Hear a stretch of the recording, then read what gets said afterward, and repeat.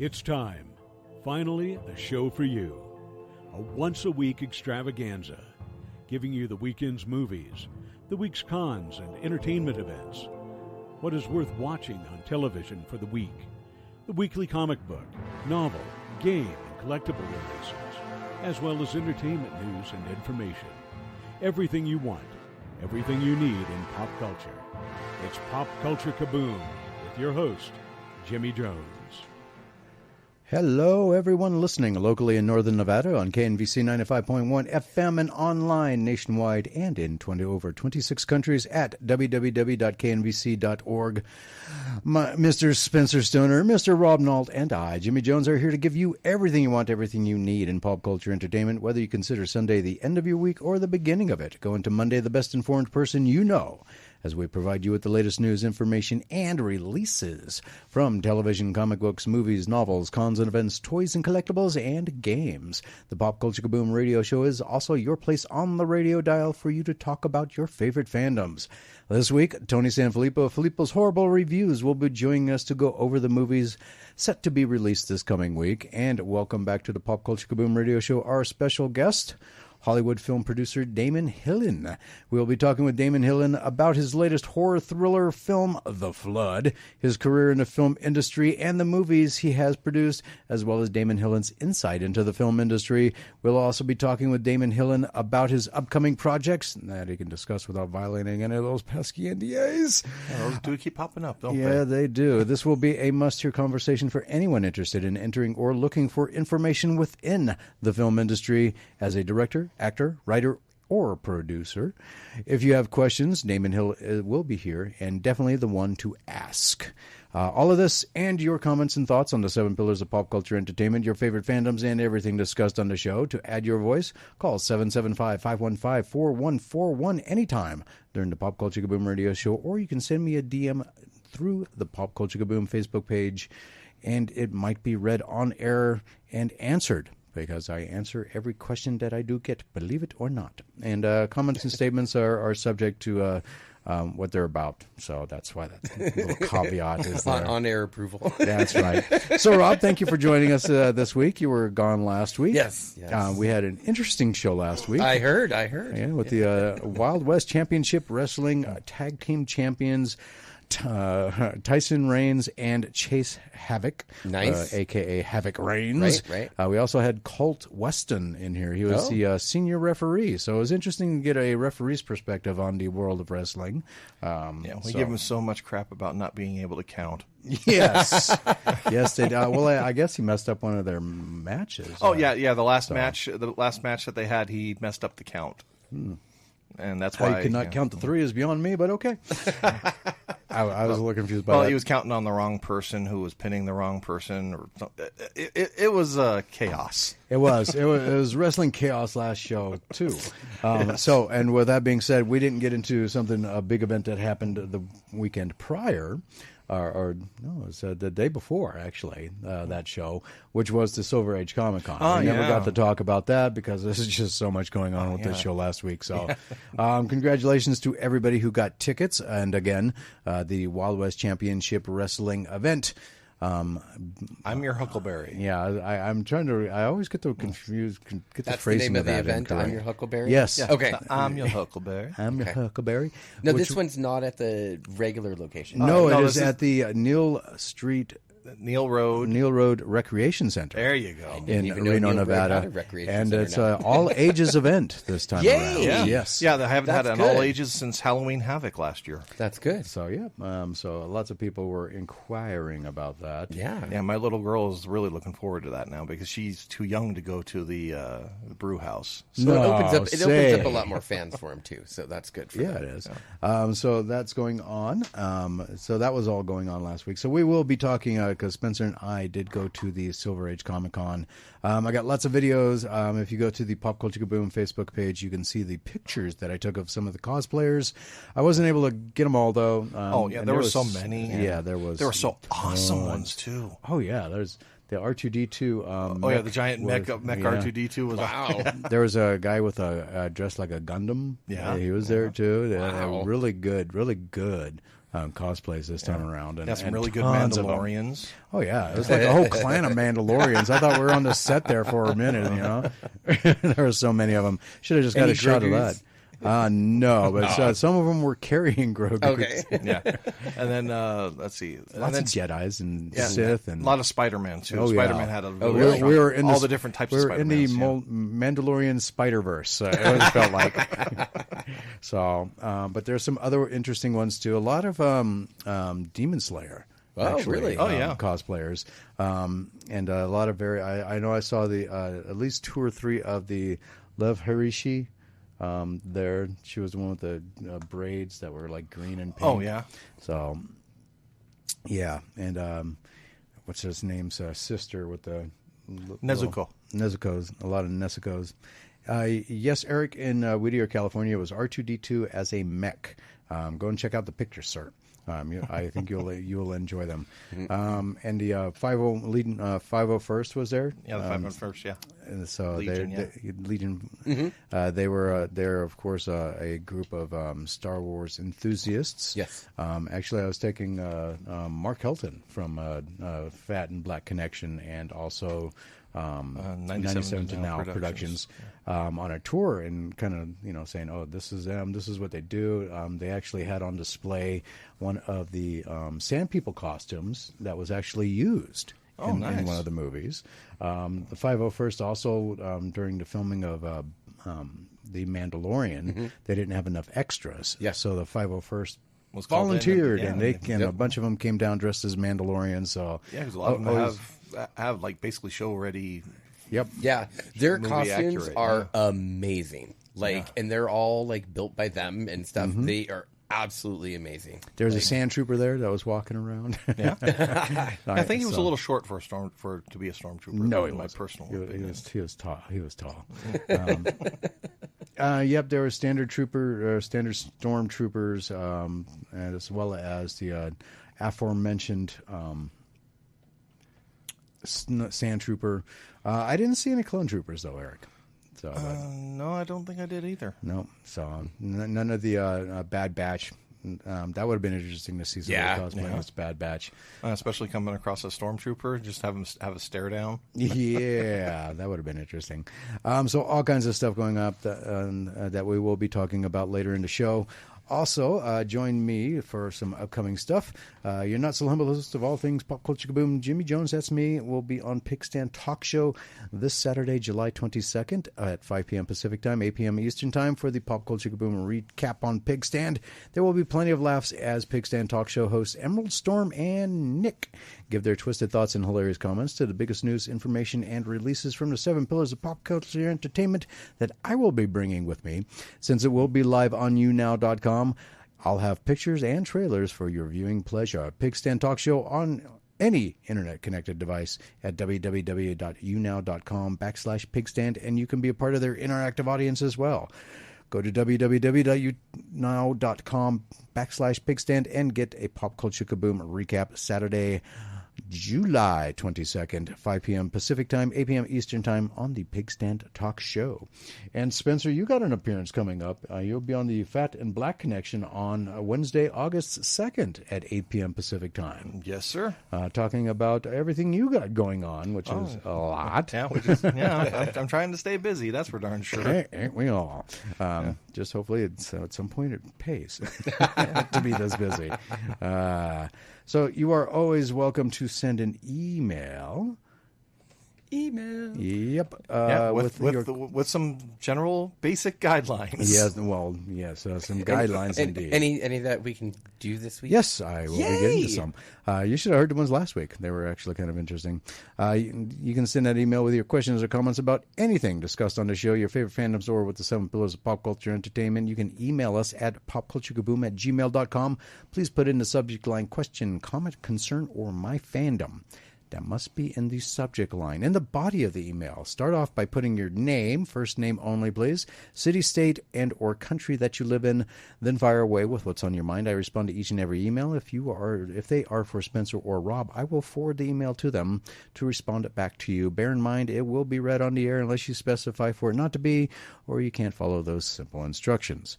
First up, Stacy from Antioch, Illinois. Oh, I thought it was going to be California, too. Right? How come you didn't talk about the Silver Edge Comic Con? ran out of time. Yeah, mainly because of the guests we had in studio. But never fear, we're going to be talking about it shortly. Taylor from Forest Hill, California. I don't even know where that is. I should have Googled that before I got on the air. Do you do blood drives or events like that anymore? No, I don't. Not at the moment. Too busy and my schedule is too erratic. With the blood drives going through COVID, it was... at first, you couldn't donate. Then they really badly needed blood. But I was a platelet donor, so I could go like every week if I wanted to. I actually found out that they actually limit that. Really? Yeah, it's like, okay, you got to stop coming in and giving platelets because we can't take any more. But I haven't done anything like that in a long time, mainly because of COVID. I might get back into that if my schedule stabilizes a little bit so that I have time to. It's the best way that to is kind phrase of the it. big trick, or having the time. So just keep your eye out, and we will get to that if at all possible. And again, if you want to talk to us right now for the next 3 hours, 775-515-414, or you can DM through the Facebook page, or you can contact us 24/7 at popculturekaboom@gmail.com. The Phoenix question of the week. This question is about the world of espionage in movie cinema. Action-adventure has been a staple in movies and pop culture in general. The Phoenix question of the week asks, which one of the following is the deadliest spy in movies? No Jason Bourne, though. That does seem That was to the be, first thing I did notice. That does seem to be a erroneous omission there. I don't know. He always Is it limits because he doesn't know he's a spy? No. Wow, there you go. Yeah, that's true. First up is Harry Tasker from True Lies. I don't know about the deadliest. Yeah, right? Well, I don't know. The most comedic? I am wearing my Arnie shorts. That's so. Well, that's what I said, maybe most comedic. Yeah, most comedic. That could be. John Mason, who was played by... Sean Connery. Yes, for The Rock. And actually, I'm going to hold off on that one, but there's a fan theory that actually fits with that. Yes, I'm a supporter of that fan. Evelyn Salt from the movie Salt. It was Angelina Jolie. Nikita from La Femme Nikita. Never saw it. Yeah, that's a question of which version, though. There's Yeah, the movie, the show. the French version, the one with... Wow. Because I am a fan of Maggie Q, but, you know. Eric says boot to the head for Spencer and Rob. What? Boot to the head for Spencer and Rob. why? He doesn't specify why. Probably something you guys said. James Bond, who was, of course, James Bond. Fan theory is that John Mason was actually James Bond. And that's why Sean Connery stopped being Bond, because he was captured by the U.S. Yeah, and turned and sent to some weird Guantanamo Bay-looking place for like ever. And that's why we keep getting more different James Bonds. I think it's just because that's actually a relatively good idea for them to keep changing the Bond actor and just keeping the name. And I mean, otherwise, because they probably all die because, you know, he's going around telling everybody he's James Bond in the first place. As far as I understood, even the 007 was a designation, not like... But the James Bond name, there is another fan theory that I actually kind of like, but it requires a lot of suspension of disbelief in that these are all the same James Bond, but the movies are put out of order. What? Basically, like the Daniel Craig ones are basically the start and the finish, because spoiler alert, in the last James Bond movie, Daniel Craig died. Yeah, well, he's going to be replaced also. Oh yeah, that's what they keep saying. But they're saying that it was all the same James Bond, but all the adventures are done out of order. Well, here's the thing, though, is that that can apply to all of them, like M. Yeah. I mean, you know. Well, they've actually redone a couple of the movies with the newer actors too. So that's That's true. Well, yeah, I didn't say it was an accurate one. I just said it was interesting. I know. All right, so guys, those five: Harry Tasker, John Mason, Evelyn Salt, Nikita, or James Bond. Which one is the deadliest spy in movies? Well, there's kind of a question there. Is it deadly or competent? because You could say deadly, not competent. Because like with Harry Tasker, you could say that you can argue that he was one of the most deadly because he actually let a nuclear explosion go off. And, that could have killed, literally hundreds of thousands of people. But it didn't. But it didn't. Yeah, but that was because, well, to be perfectly honest, pretty much all the spies in that movie are pretty incompetent. Okay. I mean, come on. Jamie Lee Curtis kills a whole bunch of people by an Uzi falling down the stairs. But Yeah, she but wasn't the a spy. Yeah, but my point is, it's just like, it was a comedy of errors from beginning to end. It's a fun movie. Okay, well, but we're not talking about the movie. So- we're talking about the one character, Harry Tasker. All right. Sorry, I pontificated again. I apologize. Harry, which one of those 4? 5? Well, I would say James Bond and John Mason, because I am a supporter of that Mason is Bond theory. Yeah, because you could technically tie those both together. I'm going to go with James Bond, too, because Harry Tasker had one movie. Evelyn Salt only had one movie. I've never watched a La Femme Nikita movie, period. And the show had Maggie Q, and I love Maggie Q, but she's no Bond. Hopefully she acted better than she did in a movie this week. That's all I got to say. Yeah, I but hope anyway, she did, yeah, we'll get to that. oh yeah, we will. So I'm going to go with James Bond / John Mason. What say you, Rob? James Bond all the way. That's... Yep, definitely the most deadliest because he's been in so many movies that he actually has a kill sheet. So all right. He also has, the car that can kill you 18 million thousand ways. As long as he's behind the wheel, though. Right? Yes. Oh, yeah, Not always. Oh, that's true. Oh, yeah. The remote. I forgot about that. Well, and in GoldenEye, he kicked his own butt with his car. Yeah, remember? Yeah. Wow. Okay. All right. So, what are your guys' opinions?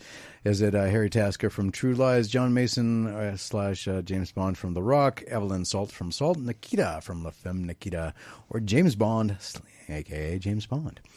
All right, so let's get to the big story of the week. The Writers Guild of America strike is now officially in its 75th day.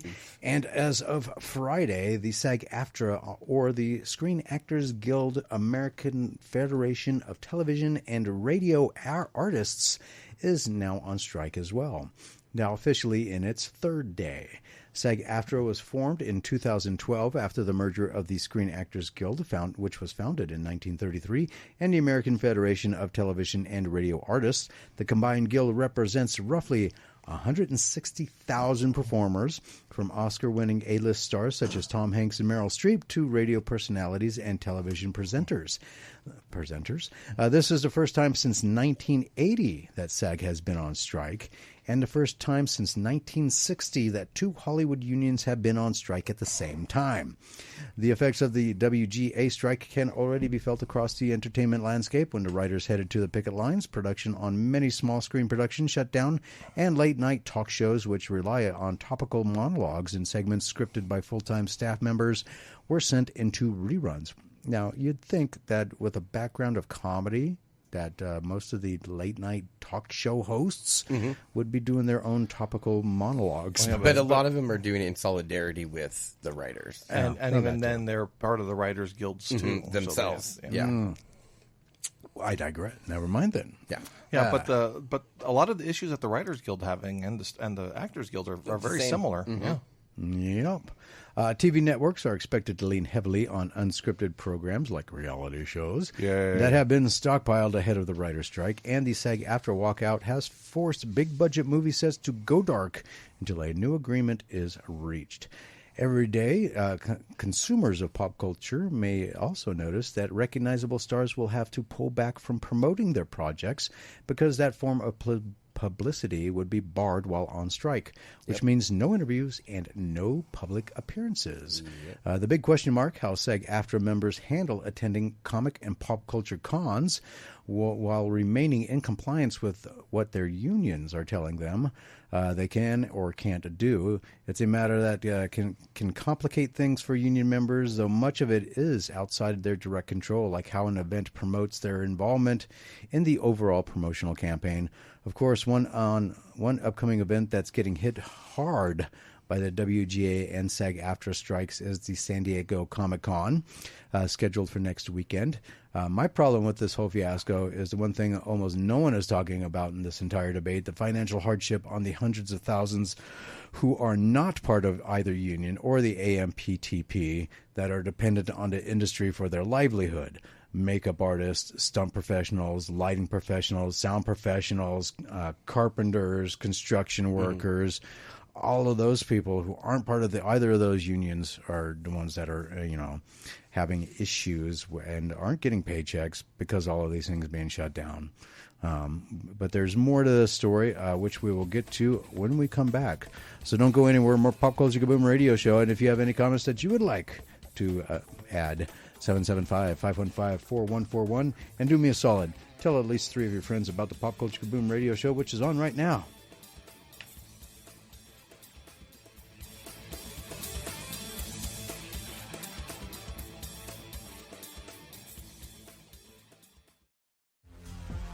Welcome back to the Pop Culture Kaboom Radio Show. Everything you want, everything you need in pop culture entertainment. And we left off with our big story for this week, which is the SAG-AFTRA going on strike, along with the following, the WGA into being on strike. And I was mentioning how it affects everybody not tied to either of those unions that are in the film industry. Lighting professionals, stunt professionals, makeup artists, sound professionals, carpenters, construction workers, and movie theaters. Because without movies, then they're not going to be really having anything going on. And, there's some more unemployment right there. Yeah, you're going to have to do a lot of flashback cinema. Yeah, and then there's going into all of the other side businesses, like the catering businesses that are on set for, staff, or should I say, is that the right terminology, staff? To be so that they are fed. Also, depending on how long this drama drags on and what the end result might be, I am curious how this will affect small companies and groups and individuals in what is considered the independent film industry.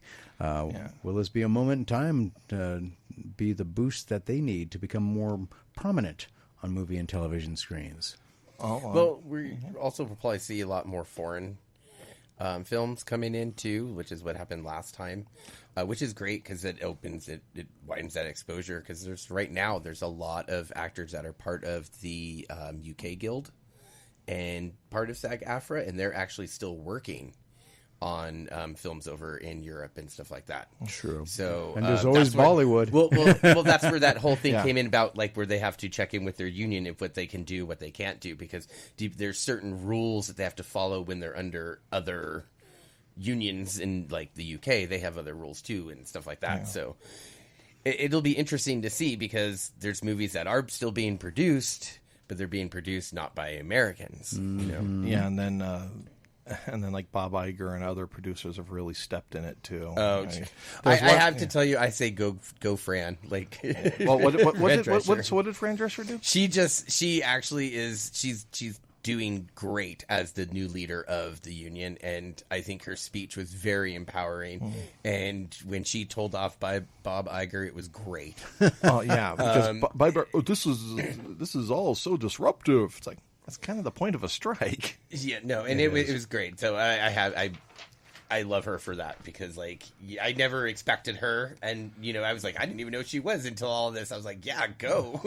Yeah, and I can't remember. She was the nanny. What do you mean you didn't know who she was? No, that she was in charge of the union. Neither did I. I thought she disappeared. No, exactly. So I was like, really, the nanny? And the fact that she's so serious about this and so involved in the negotiations compared to some of the past. You know how she could win a negotiation? Just do that laugh. Oh yeah, but continuously. Right? Okay, just stop laughing. Yeah, I can't remember what the name of the producer who said this, but they said they basically want the writer's strike to go on until the writers start losing their houses and apartments. Yeah, well, an unnamed source. Yes. So that could be. I have absolutely zero faith in anybody that claims a quote is from an unnamed source. Yeah, well, I know Ron Perlman was not happy about that. Well, you know what, Ron Perlman, why don't you simmer down a little bit? I think it was just somebody wanting to stir the pot, throwing out BS. Well, definitely stirred Ron Perlman's pot. It's great, and it's very eye-opening that all these actors too are sharing the actual residuals that they are getting due to the streaming and stuff like that. Yeah. There's some that are getting negative residuals. How do you get negative? You because gotta be somebody paid to be returns on the there? movie or something. Like it's so crazy. Like Yeah, because Yeah. that happens with writers and stuff too. yeah, I didn't even know that could even happen. You Me know, it's like neither. until this. Yeah, it's Like being on a stock unusual. market. I was like, what? I got to Exactly. pay you And, money like now? some people were like your entire like they were showing their entire month of residuals was like 38 cents. Well, and Yeah. the thing that's kind of funny, I'm sure it's very similar with movies and such, but with books, when you're a writer, you sometimes if somebody orders, like in my case, I had to fix it, but if somebody ordered my book in Australia, it would actually have cost me money instead of actually making me any money, just because of shipping or something. Shipping. Well, that's silly. Don't they have any publishing or printing facilities in Australia? Oh, you'd I mean, think, but Yeah, but it's probably. I mean, how much? Probably have to reach. Why out do you got to ship see a if they're book? able to even Why do do you it. got to ship a book anymore? I mean, seriously, you got printing companies in Australia. well, just, and same thing with There you movies go. now these days. Yeah. Wow. All right, so that is the lead story. Do you have an opinion? Technically, the whole, shall we say, going to be the Pop Culture Kaboom radio show, or Pop Culture Kaboom in general, will be on the fence on this. We will not support one way or the other. So, I mean, I view us as more of a consumer of pop culture than a news source of pop culture. And my opinion of journalism is you do not interject your personnel unless it's commentary. So we're commenting on it, but as far as an official stance, as far as Pop Culture Kaboom is concerned, we do not take a side in this. We're just going to stand back and watch the fallout, I guess. So. Well, and then there's good points. There's good points and bad points, on both sides. So And it's it just is way too much to get into. Really is a big, with AI being the big thing. That is definitely AI and something that streaming they need to residuals, get Did you worked hear about out. that cast that they all got body scanned? Yeah, from Snowpiercer. Yeah, I was like, oof. Yeah, I don't know everything. They don't even know everything and all about like why. I mean, I'm sorry. Eric, the reason what spawned that is Eric asked the question, what do you think our movie is, a product or not? Yes, it is a product. So I don't boycott any company, or, Pop Culture Kaboom will not be involved in any kind of boycott of any particular company or brand for any reason. And that's going to kind of it falls into those lines. The Bud Lights of the world, or, if everybody wants to boycott them, the rest of the world can boycott them. I'm not going to. And if you want to do so interject either personally, way. great. But no reason. We don't have to bring it up on the show. Spencer, what Spencer does when he's not associated with the show is, Spencer has a life. Same with Rob. So do I. But my ties are a little bit different since I kind of started this whole ball rolling. So I kind of have the more responsibility in regards to that. But yeah, I do consider movies and television a product, and yeah. Well, even if it is a creative thing, it is still a product. Yeah. Which infuriates me about films lately, is that everything has to be, we talked about it on the show. It's no longer your personal opinions about things being kind of buried in the your messaging buried in the film. Now your film is your messaging about how you feel about whatever. And that's kind of gotten on my nerves because I want to be entertained and I want to forget about all the problems of the world, at least for 2 hours. So, same with video games. There's a lot of video games have gotten into that goofiness now. Everything now, it's not watching National Geographic. You get to the end and then you're slammed with how bad humanity is. It's like, really? Yeah, when a show I was watching, when it actually had the main character lecture the audience, I tuned out. Yeah, comedy's gotten like that too. I've stopped watching a lot of comedy because of that. All right, anyway, let's move on. Speaking of, we're still in the cinematic world, did you see the size of the Oppenheimer IMAX Oppenheimer? No. prints? No. They had to rebuild the Chinese theater's film booth in order to store it in there. Wow. That huge, huh? It is gigantic. There's a picture of it. It's just immense. It's unbelievable. I didn't even know. Like, you knew IMAX was huge. You know the film because they have these giant rigs for it. But they have to like build special. Like they. Well, yeah, they were because already talking. wasn't this like the first one that's like been done completely in IMAX? It was completely in IMAX, but it's so long. Well, yeah, I mean, that film, it's like 3 hours long. And he insisted on doing it in film too, right? Yeah. So why another reason why it's so friggin' big. Yeah, I was just like amazed. I was like, it's just sitting there on the floor, and I'm just like, oh my god, that's like. So Eric asks a question. It's kind of so. Here's a question: if movies are a product, would you feel cheated if you had to pay the cost of a tool every time you use it? The cost of a tool. Yeah, so basically, like, you know, if you buy a hammer, and you're buying a movie is like buying a hammer. Would you want to every time? But I think we are tomato. Of I mean, popcorn and it's a little, soda. It's a little different. Well, you are, because every time you go to the movie theater, you buy a ticket. Yeah, well, if you choose to see it multiple times, but if you buy a hammer, you're buying the hammer, and it's yours. Yeah. If you're buying the DVD of the movie, it's yours. You're not paying for it every time you watch it. So I'm not really sure what the correlation there is with the cost of a tool. So. Oscar winner John Ridley and Stefano Raffaele have a new comic book series, Ministry of Compliance, coming from IDW Publishing, an alien invasion that asks if humanity's division and downfall is all an alien plot planned from the 80s. For 37 years, humanity has been manipulated by an extraterrestrial organization called the Devolution. Utilizing 13 ministries, these cunning alien agents have infiltrated every aspect of humanity's culture, weakening civilization by strategically destabilizing it and flooding the planet with misinformation to accelerate chaos and division among mankind. This has all been in an effort to take over and reshape the planet, and these secretive saboteurs truly believe they are helping humanity in the long run. But what happens when the interstellar operatives begin to turn on each other and humanity is caught in the middle of the cosmic conflict?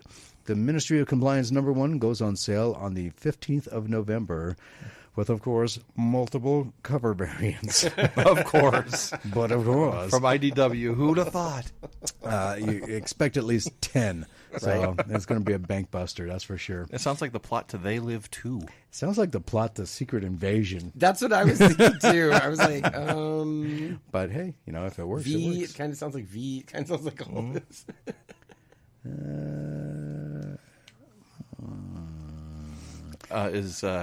He tried to reword the question, but it's still not really flying. It was Axel Alfonso, former Marvel EIC. I have no idea what that means. Editor-in-Chief. Who wrote about the Punisher No More finale, tweeting, "I'd say R.I.P. Frank Castle, but it's pretty clear he's going to hell. I had years of enjoyment editing the Ultimate Anti-Hero, and I'm sad to see him go out like this. It's not like he died. Of course, he just went to Weird World, fighting the fight away from the eyes of Marvel's superheroes. But now he's back, or rather, someone is. Earlier this week, Marvel tweeted out art by Rod Royce saying, 'Who is the Punisher?' All will be revealed at the Marvel Heroes, Hulks, and Super Soldiers panel at Marvel's San Diego Comic-Con. During the Punisher No More series, we had seen the Punisher allied with the Hand to use them as a tool, speaking of tools, to take down the worst people in the world, while the Hand is using the Punisher to be its fist. For as yet unseen purposes. It has also been revealed that the Hand were keeping an eye on Frank Castle long before he went to war and long before he became the Punisher, because even as a child, Frank Castle was committing such works of lethal justice in his neighborhood. Whatever that means. So I sent you guys the photo that they tweeted looking at out. it as we speak. And very high-tech looking Frank Castle. Looks like he's got alien-type ray guns now instead of the usual Uzis and whatever standard weaponry you could find in a gun shop. Oh, yeah, trying to make it more kid-friendly, I guess. Yeah, okay. Well, you know, that's how they did it in the 90s with the cartoons. All the cops and everything had laser guns. That is true. But I did notice, and what really threw me back about the whole picture is because it's a silhouette, so we don't know who it is exactly. Yeah, unless the guy has a big question mark for a face, yes. Which he might. You never know. It is a comic book. It's comic books, Right. But Could be his new mask. I could not help but notice that the skull armor plating that he has on the bulletproof vest that he's wearing now. Why is there a big pause symbol in the middle of the chest to be the nose? It looks like a pause. It looks like if you go up and you press, it'll turn into a triangle, and it'll start showing you a movie. I just don't get it. Yeah, they're trying so hard to get away from the skull just because cops like it. And they first tried to give it a demon horns and stuff. Oh, that looked just silly too. And now they're really going did. with basically a negative space skull where the holes are white and everything else, and it's just not working. It's not, especially with a pause button in there. Yeah, I mean, that's not what a skull's nose bone looks like. No, it's not. I mean, and even if that was what they were going for, why is that the only part that looks, like a pause button? I mean, as just shapes, or you're supposed to plug your iPhone in there. I mean, that's the only other option. You can plug electrical appliances into his chest, like a kind of weird. Iron Man. Because the eyes, they kind of look like eyes, but then they kind of go off and don't end on the outside. It's like, it's very goofy. Yeah, it doesn't work. I wish it made sense, but it don't. 3 weeks ago, Bleeding Cool reported news regarding the DC Comics Night Terrors comic books that were meant to come with special neon cardstock covers and an extra $2 on the cover price, which I shared with you. Bleeding Cool was told that rather than the traditional neon inks that people might be expected, these have had some advanced copies tell us that they look like plain red, blue, yellow recoloring instead of what collectors would deem a real neon ink treatment, which is foily. Foily is such a weird word. Yes. Foily? Foily. Aluminum That to me seems shiny, not like neon. Foily. The yellow may stand out in the dark, but it's not near any glow effect for a comic priced more than a cardstock. This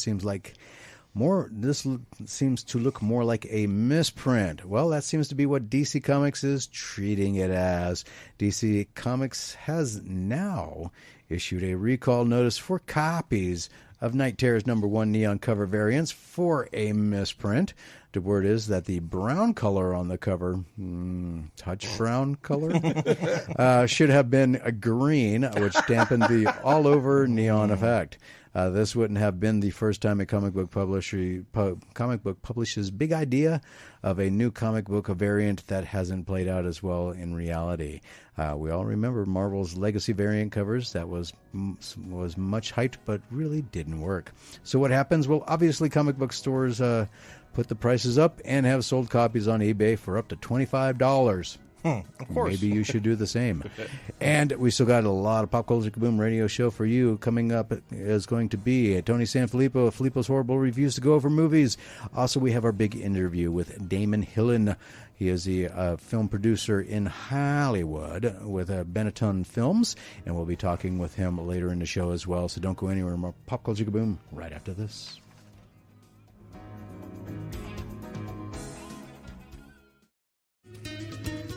Welcome back to the Pop Culture Kaboom radio show. Everything you want, everything you need in pop culture entertainment.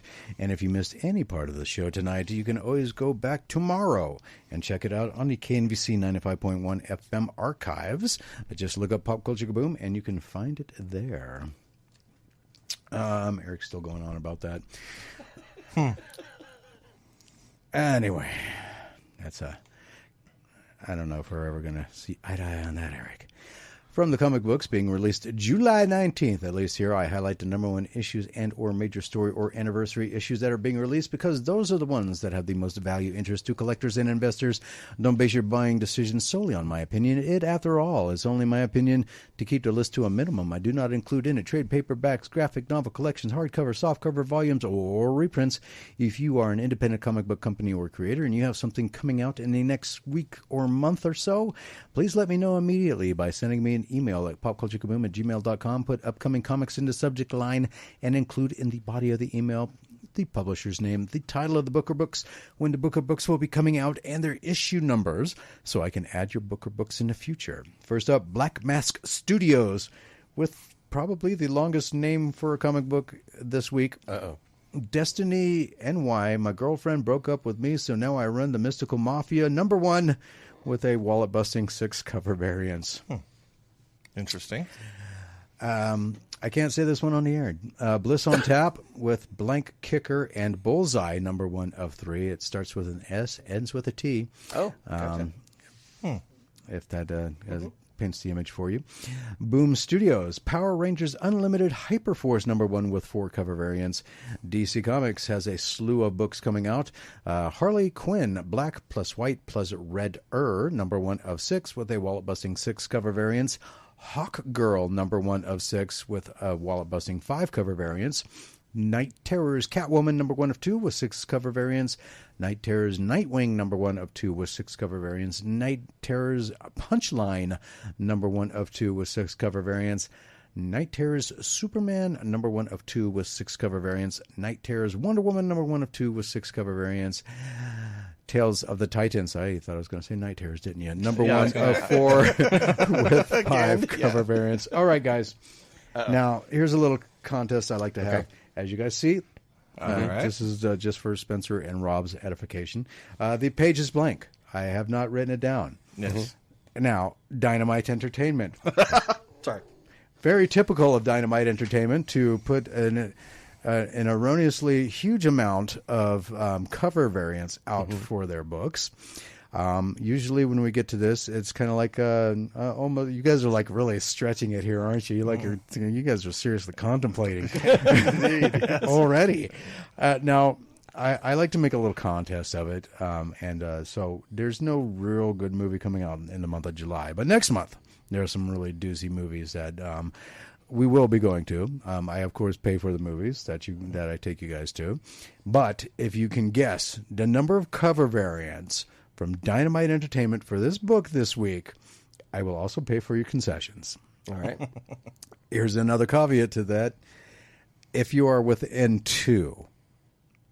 Oh, so Okay, so change it's the not rules. gonna, it's not going to be just. Doesn't have to be just right on this time. No, Okay, trust me. okay. If it's within 2. Okay. Yeah. All right. So it is Dynamite Entertainment has Red Sonja Volume 7, #1 with Spencer. I'm going to go with 22. Rob. 31. Wow. Rob was closest. Wow. But he was off by 10. Oh my gosh! A bank-busting 41 cover barrel. kidding. I figured it was going to be because you were 41. giving us the 2 leeway, so that's why I was like 31. Well, yeah, Like, yeah. I couldn't imagine anything more than like 35. Yeah, I thought he was. I thought he might have been head faking us. So it's like because I was contemplating. Okay, so there's always been in kind of the mid-20s. So Yeah, no, my original guess was going to be like 24, and then when he said that, I was like, "Oh no, okay, let me go higher." Now that's why I said it, because it's Yeah. like... Well, yeah, but I thought he was head faking us. So I was just gonna. I was like, I'll just That's stick with ridiculous. my answer. That's 41? ridiculous. I'm not making it. I don't even think. No, that no, there I were- believe you. Is there even a comic book shop able to even get that many? I mean, No. thank you. Like None that... Not even in New York, I don't think. that's I mean, because for those who don't know what a cover variant is, usually they're an incentive for a comic book shop to buy more. So there's you get this one different cover variant. If you buy 25, they're called a 1 in 25. Then it goes up from there: a 1 in 50, a 1 in 75, a 1 in 100, 1 in 150. What was that one that they were ridiculous because it was had to do with like they magic had to order or something. 500 to get the first variant. Yeah, there's the one that was they had to order 666 Yeah, because it yeah. was some weird kind of Yeah. like magic thing or something. But yeah, 41 cover variants. So Wowzers. sorry guys, but better luck next time. Yeah. Well, yeah. It's like when you said Rob was the closest. I'm like, oh. It's like, and then it's like off by 10. I'm like, what? Yeah, that's unreal. Yeah, unreal. Yeah, Oh, I was man. expecting one of you guys to throw out a 39. I really was. I don't know why, but I seriously thought that was coming. All right, Fantagraphics books. Buildings are barking. Diane Nomen in memoriam. number 1. I have no idea if I even came close. Headless Shakespeare Press has Pool Boys, number 1. I don't even want to know. IDW Publishing has Lock and Key, Welcome to Lovecraft, number 1. 15th anniversary edition with a wallet-busting 7 cover variants. Star Trek Day of Blood, number 1 with a wallet-busting 8 cover variants. Teenage Mutant Ninja Turtles Best of Kirai, number 1. And in the running for the second longest title of the week, Teenage Mutant Ninja Turtles The Last Ronin Lost Day Special number 1 one-shot with a wallet-busting 6 cover variants. Image Comics has Big Game number 1 of 5 with 7 cover variants. Impact Winter Rook number 1 one-shot. Noctura Nemesis Special number 1 one-shot with 3 cover variants. Radiant Black number 25 with 2 cover variants. Scraper number 1 of 6 with 3 cover variants. Time Before Time number 25 with 2 cover variants. Wanted number 1 special 20th anniversary edition. Locust Magazine has Locust Magazine number 750, volume 91, number 1. Marvel Comics has Blade number 1 with a bank-busting 11 cover variants. Dang. Moon Knight City of the Dead number 1 of 5 with a wallet-busting 6 cover variants. Robert at Dreamwell Comics, if you're listening, if you could please put one aside for me. Star Wars Return of the Jedi The Rebellion number 1 with a wallet-busting 5 cover variants. Titan Comics has Nouns Noun Town, number 1 of 6 with 2 cover variants. I do not make this stuff up. Is it like a verb, adjective, noun? Yes, Okay. nouns. Literally nouns. Noun town. Nouns and then a space, then noun town. Okay. Unin Entertainment has Street Fighter Swimsuit Special 2023, Brown Chicken, Brown Cow, with 4 cover variants. Are they playing volleyball? Probably. Oh, I'm sure there's one in there. Yes. Yeah, the volleyball for sure. Probably laying on a blanket, laying in a beach chair. Oh yeah, laying on a beach somewhere is definitely going to Glasses, be there. sunglasses. And, Splashing in the waves. I'm sure is yeah. one. What other beach activities are there? Throwing frisbees or whatever. I don't know what they do on the beach anymore. Xenoscope Entertainment, Bell Ancient Instincts number 1, one shot with 4 cover variants, and Van Helsing Hell to Pay number 1, one shot with 4 cover variants. Yes, we went to France for that. Crunchyroll Games took time today to reveal their full lineup of activities happening at EVO 2023 in Las Vegas. From August 4th through the 6th, the company will partner with the esports event to bring together the worlds of anime and esports tournaments through multiple hit series, DJ performances, games, special guest appearances, and other activities they have planned. Right now, the big item the company is bringing with them, the Street Fighter Duel, which is only available in select territories, as they'll let you try out the game and fight with over 40 fan-favorite fighters from across the fighting game series. At the heart of Crunchyroll's presence at EVO is its interactive booth, hashtag K1, which serves as a hub for fans to engage with popular anime touchpoints, including anime games, music, and merchandise. The Crunchyroll booth is designed to celebrate the captivating visuals and sounds from popular anime, transporting visitors into other worlds. For the first time at EVO, Crunchyroll merchandise will be available. Nice. I didn't even know they had merchandise, quite honestly. Well, everybody has merchandise these days. It's very true. Good point. Maybe we need some Pop Culture Kaboom merchandise. Right. What do you guys think? Would you like to would you sport any Pop Culture Kaboom, anything that says Pop Culture Kaboom on it? Let me know. So, Eric's guess was 29 covers, by the way. So, less than Rob, more than Spencer, but still nowhere close. She's like halfway there. That's how ridiculous 41 is. But anyway, Walmart Con is coming this week. Sorry. Yes, Walmart has a con, and Hasbro has revealed yet another exclusive is joining the ranks of their releases. Coming to life from Marvel Comics, Six Arms Saga, Spider-Man is back and ready to take on the power of Morbius. It's Morbin time. Oh boy. This set is more of a 2-pack re-release more than anything, as these characters already have Marvel Legends releases. Morbius will have the same accessories as his previous debut, with 2 capes and a dirty deco. Dirty deco? That's what it says, dirty deco. I don't want to know. Right? So Spider-Man seems to be nicely sculpted this time around, and we can imagine his extra arms are similar to the X-Men Retro Spiral. that arrived last year. This is a nice set for Spider-Man fans who have not acquired these figures yet. Walmart Con kicks off on July 18th, and this set will be available for pre-order then with a fall 2023 release. So pre-order it if you absolutely have to have it. I don't see very many people doing that, though. I just received a text message and affirmative votes for Pop Culture Kaboom merchandise. Oh, really? Yes. Okay. I will talk to the powers that be. Well, isn't that you, Jimmy? No. Oh, hold on. Robert sent a text. Moon Knight City of the Dead, #1. I got it. Yay! Yay! How many variants of that did I say? You didn't. Oh, then there might not be any. So never mind. Oh, you have a copy. You can tell him, Robert, give him every variant you can find. Hey, I don't mind that. Hey, get him all 41 of the Red Sonjas while you're at it. No. No. I'd have to mortgage my house for that. Kabam revealed they'll be throwing their own esports tournament for Marvel Contest of Champions with the Battle Realm Brawl.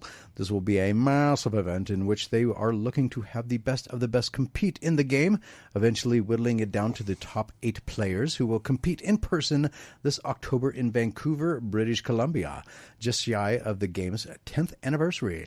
For those who can't attend, they will also be broadcasting it on Twitch, just so you know. We have more details about the event, and as you can check out the website to find out how to qualify and compete. To kick off the Battle Realm Brawl competition, Kabam will begin a search starting August 9th through September 6th for the greatest summoner in the contest. I have no idea. I've never played the game, so I'm not exactly sure what the summoner is. Players competing in the Gladiator Circuit of Battlegrounds Season 10 will compete to qualify for the Battle Realm Brawl, where the top 8 qualifying players on the circuit's leaderboard will be selected to win a trip in October to the live event taking place in Vancouver, Canada. Those top 8 qualifying players will compete in a single elimination brackets for the quarterfinals, which will be on October 2nd, and then semifinals October 21st. The finals will take place on the evening of October 21st in a best-of-5 match finals competition to determine the one true winner of the 2023 Battle Realm Brawl. In addition, this November will see Kabam introduce a brand new original champion to the contest. The Battle Realm Brawler's top 4 players will be the first to get this brand new champion and get more exclusive rewards. Fans attending the October 20th through the 21st in Vancouver can catch all of the action live. Stuff kept popping up and didn't went away. What is going on with my computer? I saw these little pop-ups come up. Oh, there they are. Now I know what it was about. Yeah. And not as cool as you were hoping they would be. What is it? No, nothing I can share with the audience. So here are the cons and events I was able to find going on worldwide the week of July 17th through July 23rd. I cannot stress enough that if you do not go to these events, they will stop happening or will not return to your area. So if you're thinking I'll go next week, next month, next year, they might not happen near you ever again, period. If one or more of these are near you, go check them out. And if they are not, check your local game, hobby, and comic book shops for great events going on in your area. If you have or know of a pop culture event coming up in your area within the next couple of months that I can add to this list, please contact me at popculturekaboom@gmail.com. Put upcoming event in the subject line and in the body of the email. Include the name of the event, the day and or dates it will be running, and where it will be taking place so I can add it to my upcoming lists. I don't know why I turned into a sprinkler. Games for Change Festival 2023 will be happening July 18th through the 20th at the Times Center in New York, New York. July 19th through the 23rd is Historicon 2023 at the Lancaster County Convention Center in Lancaster, Pennsylvania. July 20th through the 23rd is the Comic-Con International San Diego, a.k.a. the San Diego Comic-Con at the San Diego Convention Center in San Diego, California. In case you got confused where it would be at with all the San Diegos being thrown around. July 20th through the 23rd is ConnectiCon 2023 at the Connecticut Convention Center in Hartford, Connecticut. July 20th through the 23rd is TECO 2023 at the David L. Lawrence Convention Center in Pittsburgh, Pennsylvania. I think this is on the wrong con list. July 21st through the 22nd is Fling.con. I'm sorry, what? Fling.con. Wow. I know. I thought this was a family show. I I did not include pictures. At the Columbus Club. I'm wondering. Right? New Braunfels, Texas. Oh, maybe not. It's Texas.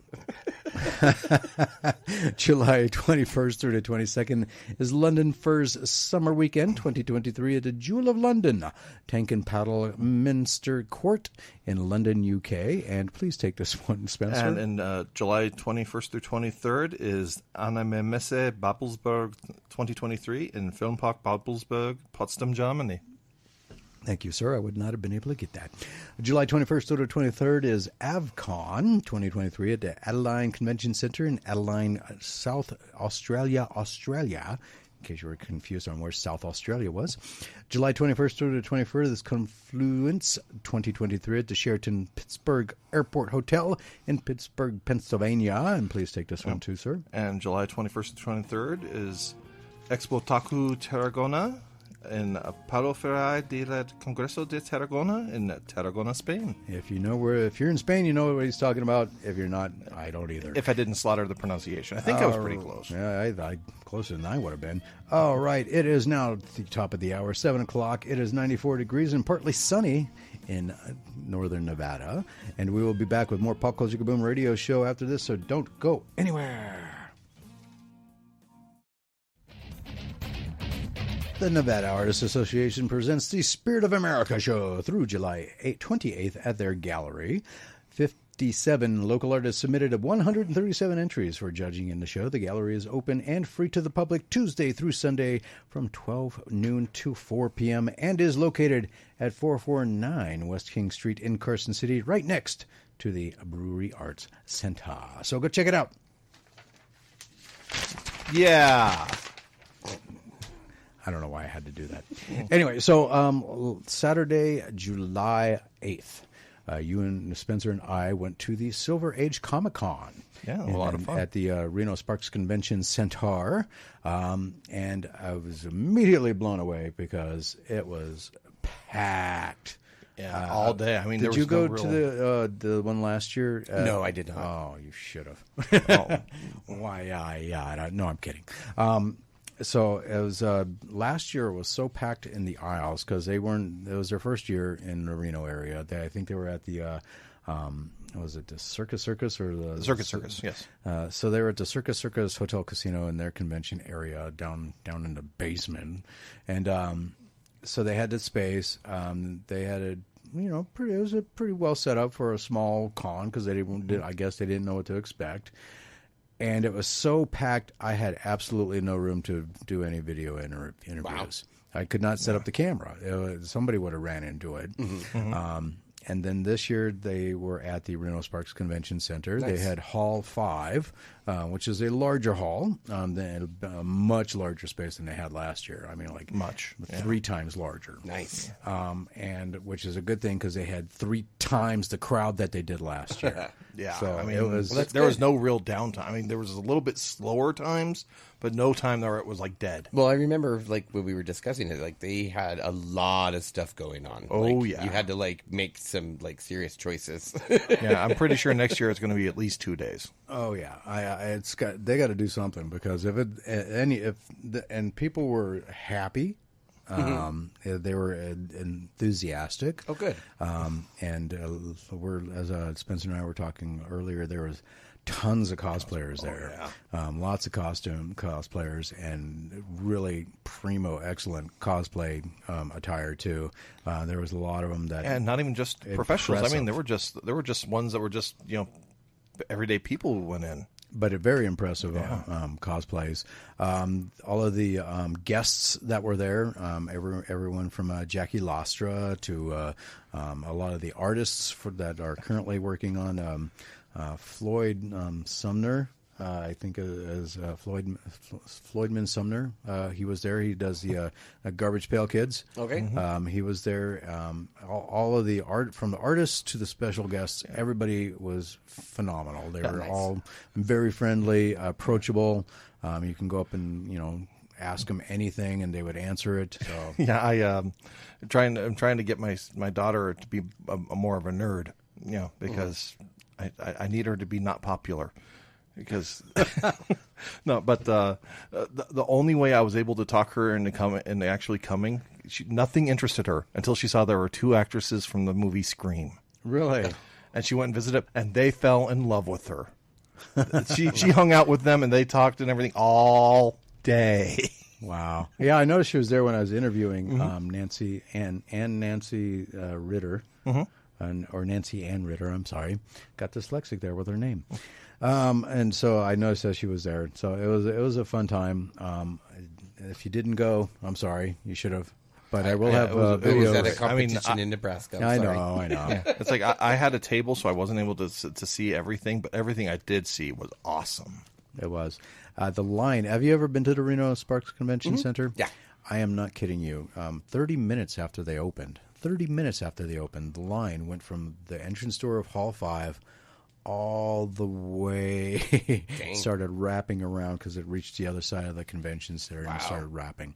That's how many people were there. I think a rough guesstimate was like 10,000 people came through. Wow. So that's very impressive. Hopefully that means that next year, Silver Age Comic Con will be back. They'll be doing some more impressive stuff, I'm sure. We'll be in contact with Colossus Girl Entertainment, and as they announce it, it will be on the Pop Culture Kaboom Facebook news feed. So make sure at the very least, if you're on Facebook, you like or follow the Pop Culture Kaboom on the Facebook so that you can be kept advised as to what is going on with Silver Age Comic Con 2024. Do we want to go back to finish this list of cons or no? Well, do we have anything else that we need to, anything hot off the presses that we need to cover before that? Oh, yeah, there's always stuff, but all right, I'll just save that list for later because there's a couple more on there. Let me get back to the news. All right, in the news. So in what would be a big story any other week, Microsoft has been trying to buy Activision Blizzard since January 18th of 2022, but the Federal Trade Commission has had a few things to say about it, namely that the merger would harm cross-platform cloud systems and be a detriment to consoles, largely on the fate of the popular FPS Call of Duty. Considering that Xbox is Microsoft's own console, the merger could mean games that were once available across platforms could be exclusive to Xbox and its cloud server. The FTC filed an injunction keeping Microsoft in legal limbo since, in a shocking turn of events, Judge Jacqueline Scott Corley has ruled in favor of Microsoft. Microsoft's acquisition of Activision has been described as the largest in tech history. Well, yeah, one of the FTC's biggest arguments was that to try and prove that they were be harmful to competition was to say that the Switch was not competition in the console wars. But, so their argument to be that they would be harmful to competition is to say that another brand was not competition? Yeah, and so that's what the judge threw out, and that's why Microsoft won. Yeah, and I think the FTC is still. sense. I think the FTC is still trying to pull stuff to try and at least slow it down. It deserves scrutiny. That scrutiny has paid off. Microsoft has committed in writing, in public, and in court to keep Call of Duty on PlayStation for 10 years on parity with Xbox. Corley said in her ruling it made an argument with Nintendo to bring Call of Duty to Switch, and it entered several arguments for the first time, bringing Activision's content to several cloud gaming services. This court's responsibility in this case is narrow. It is to decide if, notwithstanding these current circumstances, the merger should be halted, perhaps even terminated, pending resolution of the FTC administrative action. For the reasons explained, the court finds that the FTC has not shown a likelihood it will prevail on its claim this particular vertical merger in this specific industry may substantially lessen competition. Right. To the contrary, the record evidence points to more consumer access to Call of Duty and other Activision content. The motion for a preliminary injunction is therefore denied. Despite the ruling, the FTC isn't finished. The FTC said it was appealing Corley's decision to the U.S. Court of Appeals for the Ninth Circuit. However, in an order issued Thursday, Corley denied the FTC's motion to put Microsoft's purchase of Activision on hold while the appeal moves forward. So there And I you think are. that's in part because the European unions have already okayed it as well. I was just about to get to that, too. Microsoft and Activision had previously indicated that a deadline of July 18th had been set to complete the acquisition. There's also the matter of the UK regulator and the CMA, Competition and Markets Authority, who put a block on Microsoft's actual acquisition in April for similar reasons to the FTC, but Microsoft is looking for a means of circumventing the block altogether, which incidentally is what pushed the FTC to file an injunction in the first place. Both the CMA and Microsoft have amicably put their legal battle on hold to try and negotiate a way forward concerning cloud systems. Apparently, European regulators have given the go-ahead, hence Microsoft's ability to simply go around the CMA. It's a sticky wicket to be sure, and it seems like all parties will have to navigate it carefully. I've got no opinion of it. If Microsoft does buy Activision. Well, one of the things that was irritating is the FTC kept saying that it's going to cause exclusives. It's going to cause exclusives. And they kept bringing in Sony. Sony has the most exclusives of anything. Oh, yeah. I know. They have exclusives on, characters in other, content that's shared across other consoles. So it's to me, it was just mind-boggling that they were even allowed to, keep bringing that up. Yeah. Yeah, it's silly. Do you have an opinion on that, Spencer? No, just anything that's bad for Activision, I'm down for. Wow. I do not like Activision. See, I grew up on Activision I know, right? games. Oh no, for- but Activision, they have become the poster child for microtransactions. But they've slowed that down a lot. So, because of that. Not by choice. They slowed it down because of legal problems. No, I know, but Wow. they still produce. I mean, I still like a lot of their. Titles. Yeah, but I'm a big Destiny fan, and Activision used to be involved with Destiny, and the reason that that Destiny got so much hate at first was because of everything that Activision wanted them to add, like the microtransactions. And, Goofy. Remember when you just put a game cartridge in and you played the game? yeah, and you had You and, still and- can't though. Even if you buy one, it has to get updated. yeah, yeah. Remember when you used to be able to just buy a game and plug it in and put the cartridge in? and- Sometimes you just did go. have to blow in it to make it work. Well, yeah, but still, it was yours. You didn't have the transaction, and you had cheat codes. Cheat codes were great. Cheat codes were great. Yeah. Oh yeah, Konami code. Anyway, Free League Publishing revealed this week they have 2 new expansions on the way later this year for Blade Runner: The Role-Playing Game.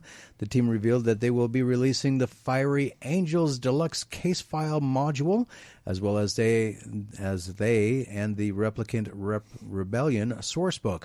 The first to be revealed sometime between quarter 3 and 4 of 2023, available for pre-order. While the second will be coming out in early 2024, the first release, called Case File Number 2 Fiery Angels, follows the same deluxe format and packaging as the award-winning Case File Number 01 Electric Dreams, included in the Blade Runner RPG starter set. Case File Number 2 Fiery Angels is a boxed set featuring a new thrilling investigation scenario and a host of in-world handouts, photos, maps, and more. This new investigation starts off with the Blade Runners assigned to question a suspect arrested while trying to infiltrate the Wallace Corporation memory vaults. The case leads the team down a perilous path that explores the boundaries of replicant technology and its consequences. The player characters need to contend with an array of physical, mental, and moral challenges. The Fiery Angels is a standalone adventure. Users who have played Case File Number 1 Electric Dreams will experience a continuation of story elements from the narrative. The second, the big game-changer release, literally, is Blade Runner: The Role-Playing Game Replicant Rebellion. Replicant Rebellion expands the scope of the core game, allowing players to join the ranks of the Replicant Underground in the Los Angeles of 2037. The characters are an independent cell loosely organized under Freja Sengpor's leadership and undertake a variety of operations, from helping fugitive Nexus 8 replicants elude capture to sabotaging installations of the replicant industry. Interesting. Well, yeah, I always find it really interesting when they have all this futuristic stuff that's within our lifetime, and then when it actually gets to that point, it's like, oh, we have to retcon it now because we're not anywhere near that kind of technology. Remember that commercial with Cisco? It's the year 2020. Where's my flying car? I want my flying car. That's exactly what he's talking about right there. Exactly. Yes. Bandai has released the new Dragon Ball Super Card Game expansion. Early promotional material suggests that this set was themed to Resurgence, with the word used as a proper noun. During that time, we were going with the strong hint. I am so bad at the English language, I have no idea what a proper noun is. Proper noun's a name. During that time, we were going to, thank you, going with the strong hint that the set would be called Zenkai Series Resurgence. However, it was later confirmed that the set would actually be officially titled Zenkai Series Wild Resurgence. This is the fourth expansion of Zenkai Series and is overall the 21st main series Dragon Ball Super Card Game set. The set does include a God Rare for the first time since the Bardock GDR from September 2022's Dawn of the Z Legends.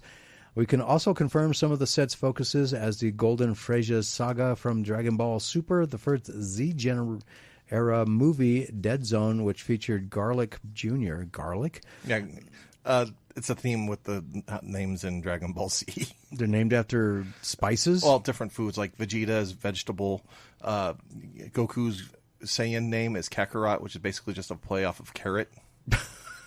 Is a carrot? Yeah. Explains his haircut.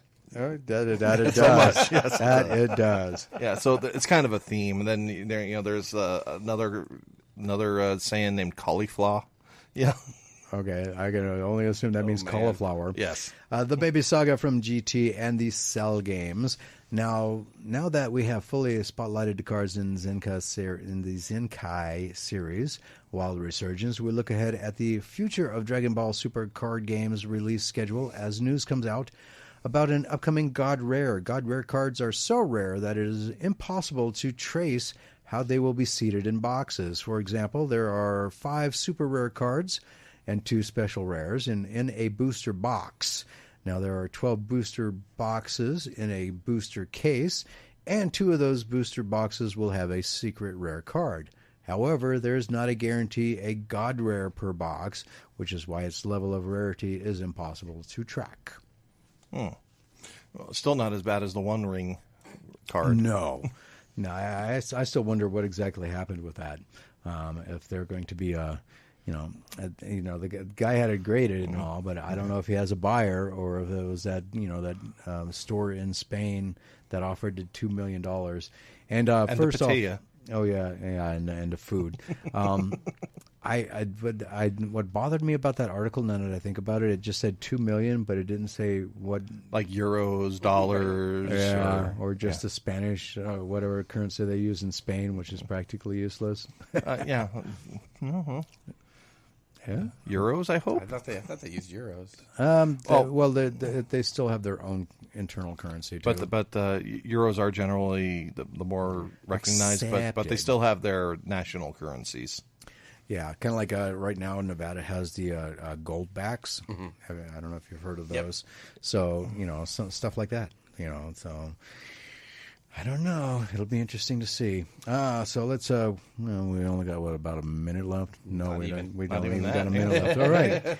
So with that being said, when we get back, it'll be movie time with Mr. Tony Sanfilippo. So don't go anywhere. We also still got our big interview with Damon Hillen.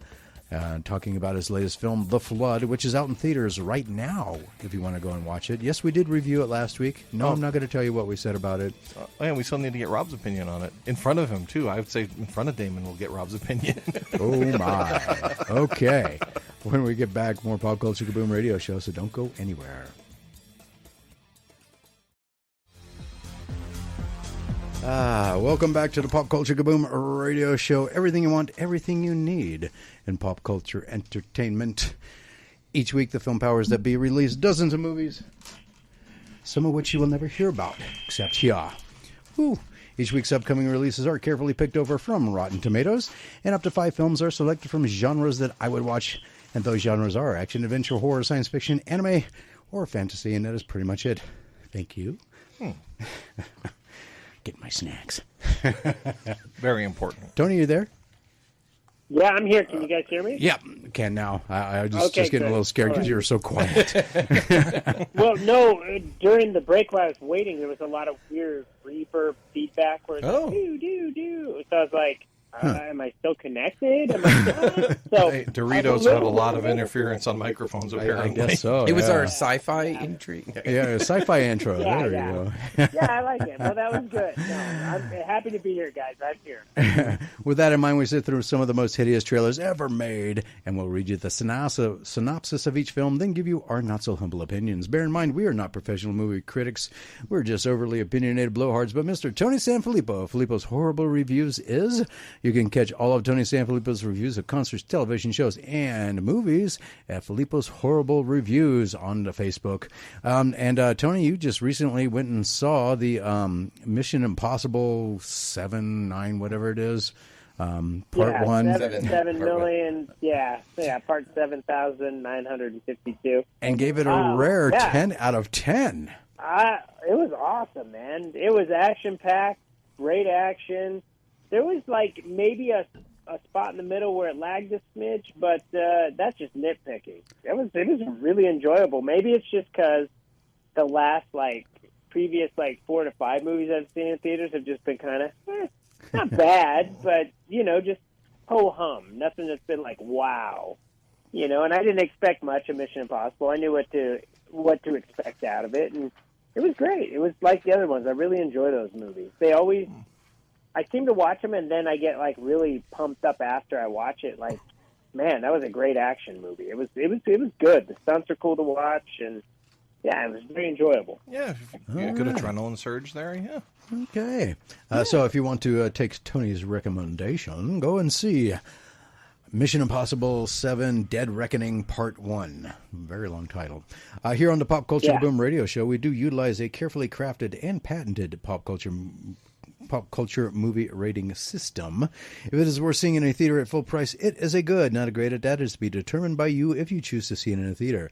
If it seems worth watching in a theater as a matinee or in your town's cheap theater, it is a so-so. If it seems worth seeing on a streaming service or as a rental or however you choose to watch a film while avoiding social interaction, it is a blah. And if it is deemed so awful you should wait for it to be on public television, it is considered a touch brown because the FCC regulations say we can't use profanity.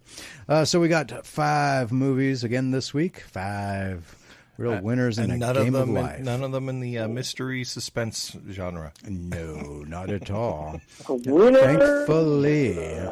So why don't we, let me see, what's a good one to start off here with? I'm going to start off with Cobweb. No problem. So, 8-year-old Peter is plagued by a mysterious constant tap rapping on his window. I'm sorry, that was Edgar Rapping on Allan his Poe. chamber door. Tap from inside his bedroom wall, a tapping that his parents insist is all in his imagination. As Peter's fear intensifies, he believes that his parents could be hiding a terrible, dangerous secret and questions their trust. And for a child, what could be more frightening than that?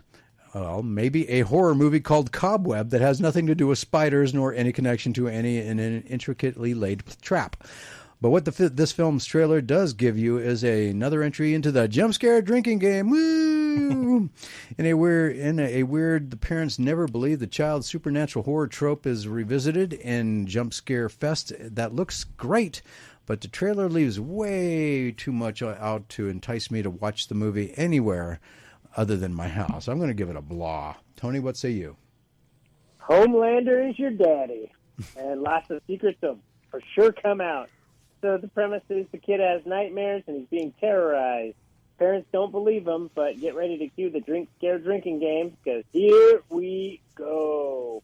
This actually looks kind of spooky wooky. The trailer tells the story and reveals way more than not, so you kind of get the feel of what it's about. But you know what? It does have my interest, and the cast in there looks pretty good.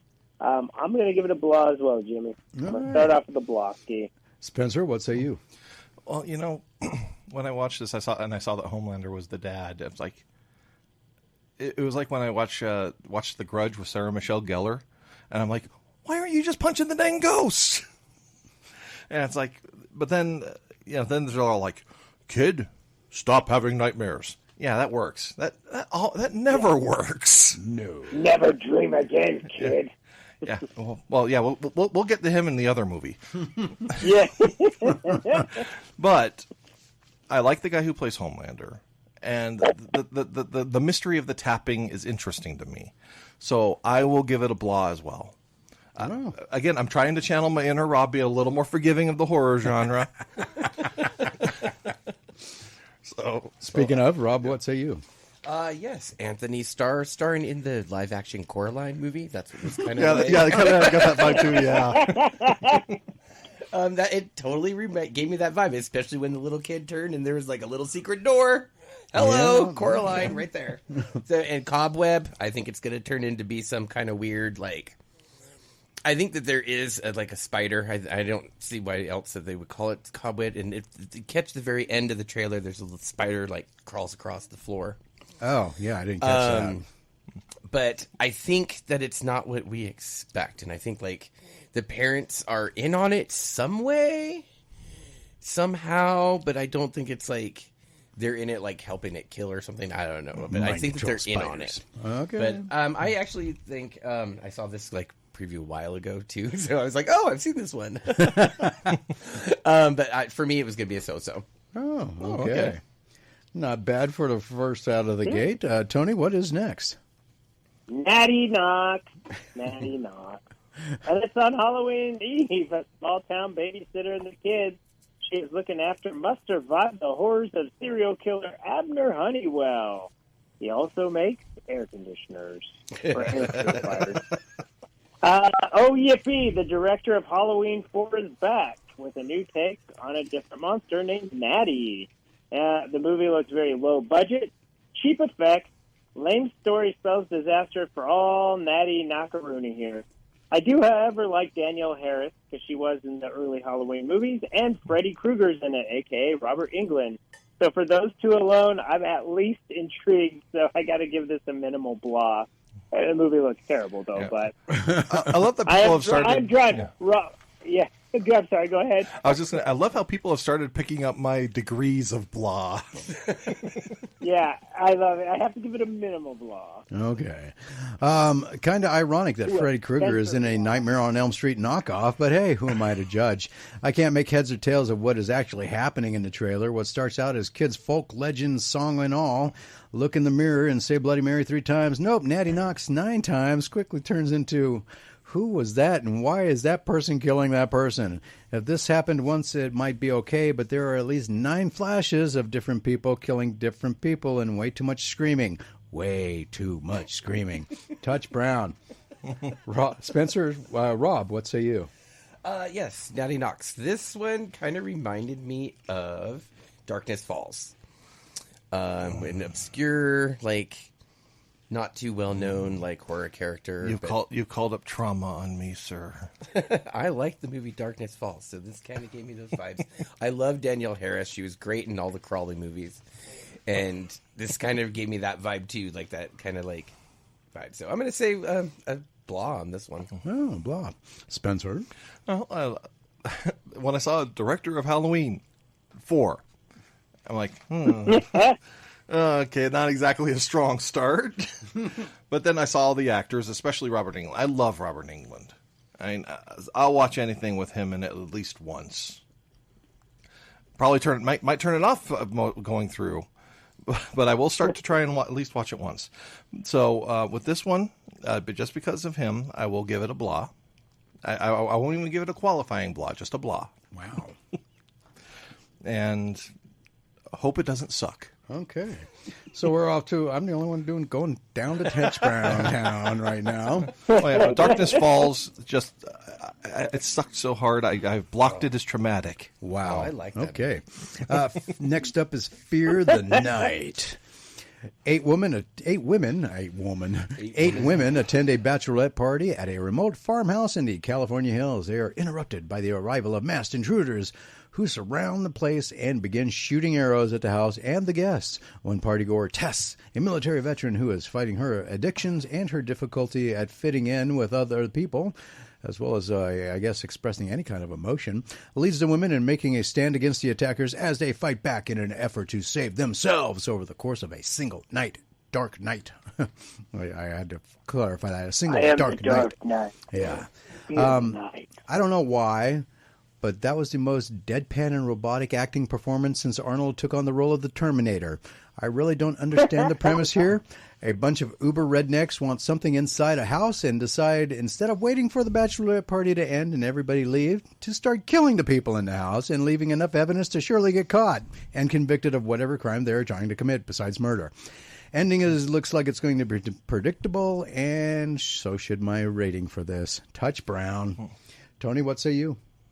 Oh, 3 scummy dudes hit on this girl at a gas station on a side tangent. It looked like a truck stop that I saw along the way from Nevada to Colorado a few weeks as we had fun googly eyes to things for the amusement of ourselves and others. Okay, so now that I go back to the trailer here, the premise of the movie is dumb. The girl talks to these 3 idiots. They follow her to a bachelorette party, and then they take it over and they kidnap them all, but one of the girls rebel, and that's Maggie Q. And that's the only thing good I can say about this movie. So if you're a fan of Maggie Q, you gotta maybe check it out. I think she did this for a friend or as a favor, because, man, this movie does not look great at all. Very predictable. 3 scumbags kidnap girls. Maggie Q wins. No need to watch it. Don't need to see it at all. Touch Brown for me. Wow, the first one out of Tony. Spencer, what say you? I am a fan of Maggie Q. And I will not be watching this movie. Because as much as I love her, this movie looks terrible.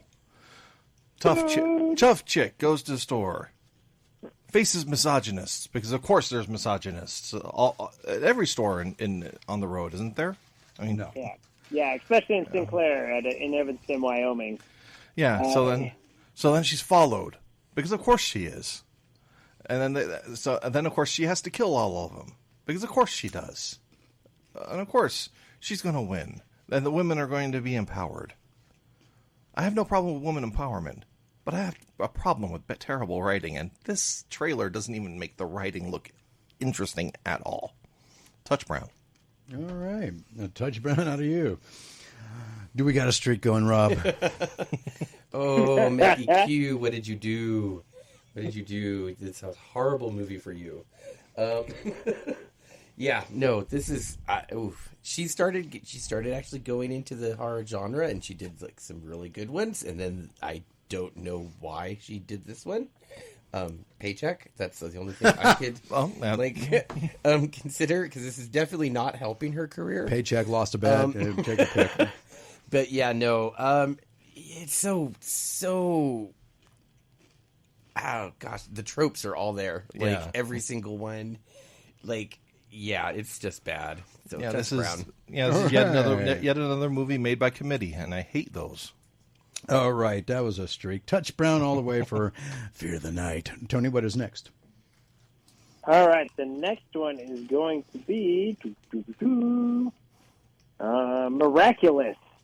Ladybug and Cat Noir, the movie. Bestowed with magical powers of creation, Ladybug must unite with her opposite, Cat Noir, to save Paris as a villain unleashes chaos into the city. Okay, did the real Pixar go to Netflix? Because the animation looks very Pixar. That's a good thing. The girl looks like a grown Violet from The Incredibles, but she's playing the role of Ladybug, a superhero who teams with a guy named Cat Noir who looks like Catwoman. The movie will appeal to the kids, or some kids, and hey, good thing for you parents, it's on Netflix. You don't have to go to the theater to see it. I definitely am not seeing this, but I applaud the Pixar-style animation.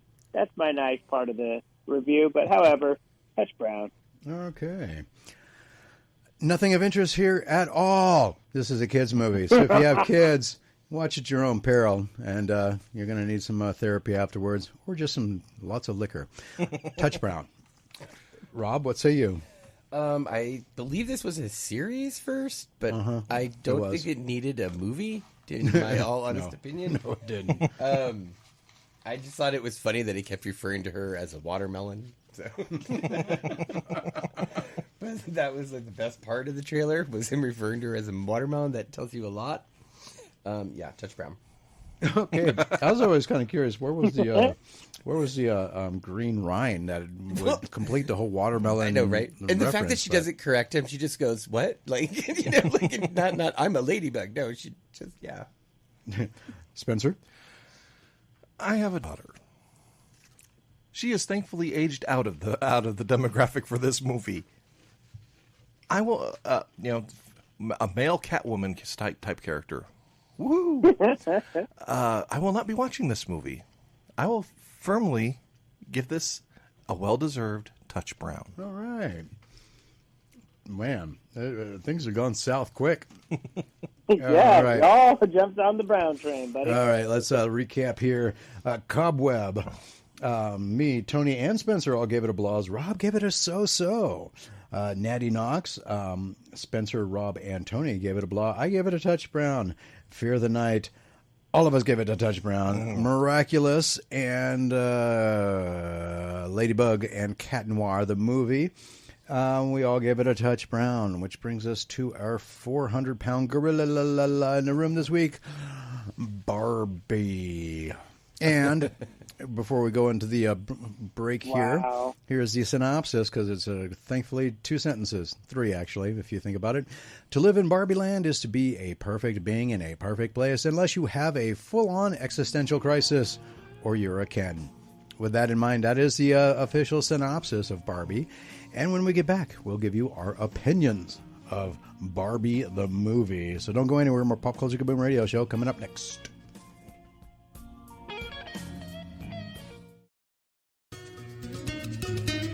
Welcome back to the Pop Culture Kaboom Radio Show. You know what would make me happy right now?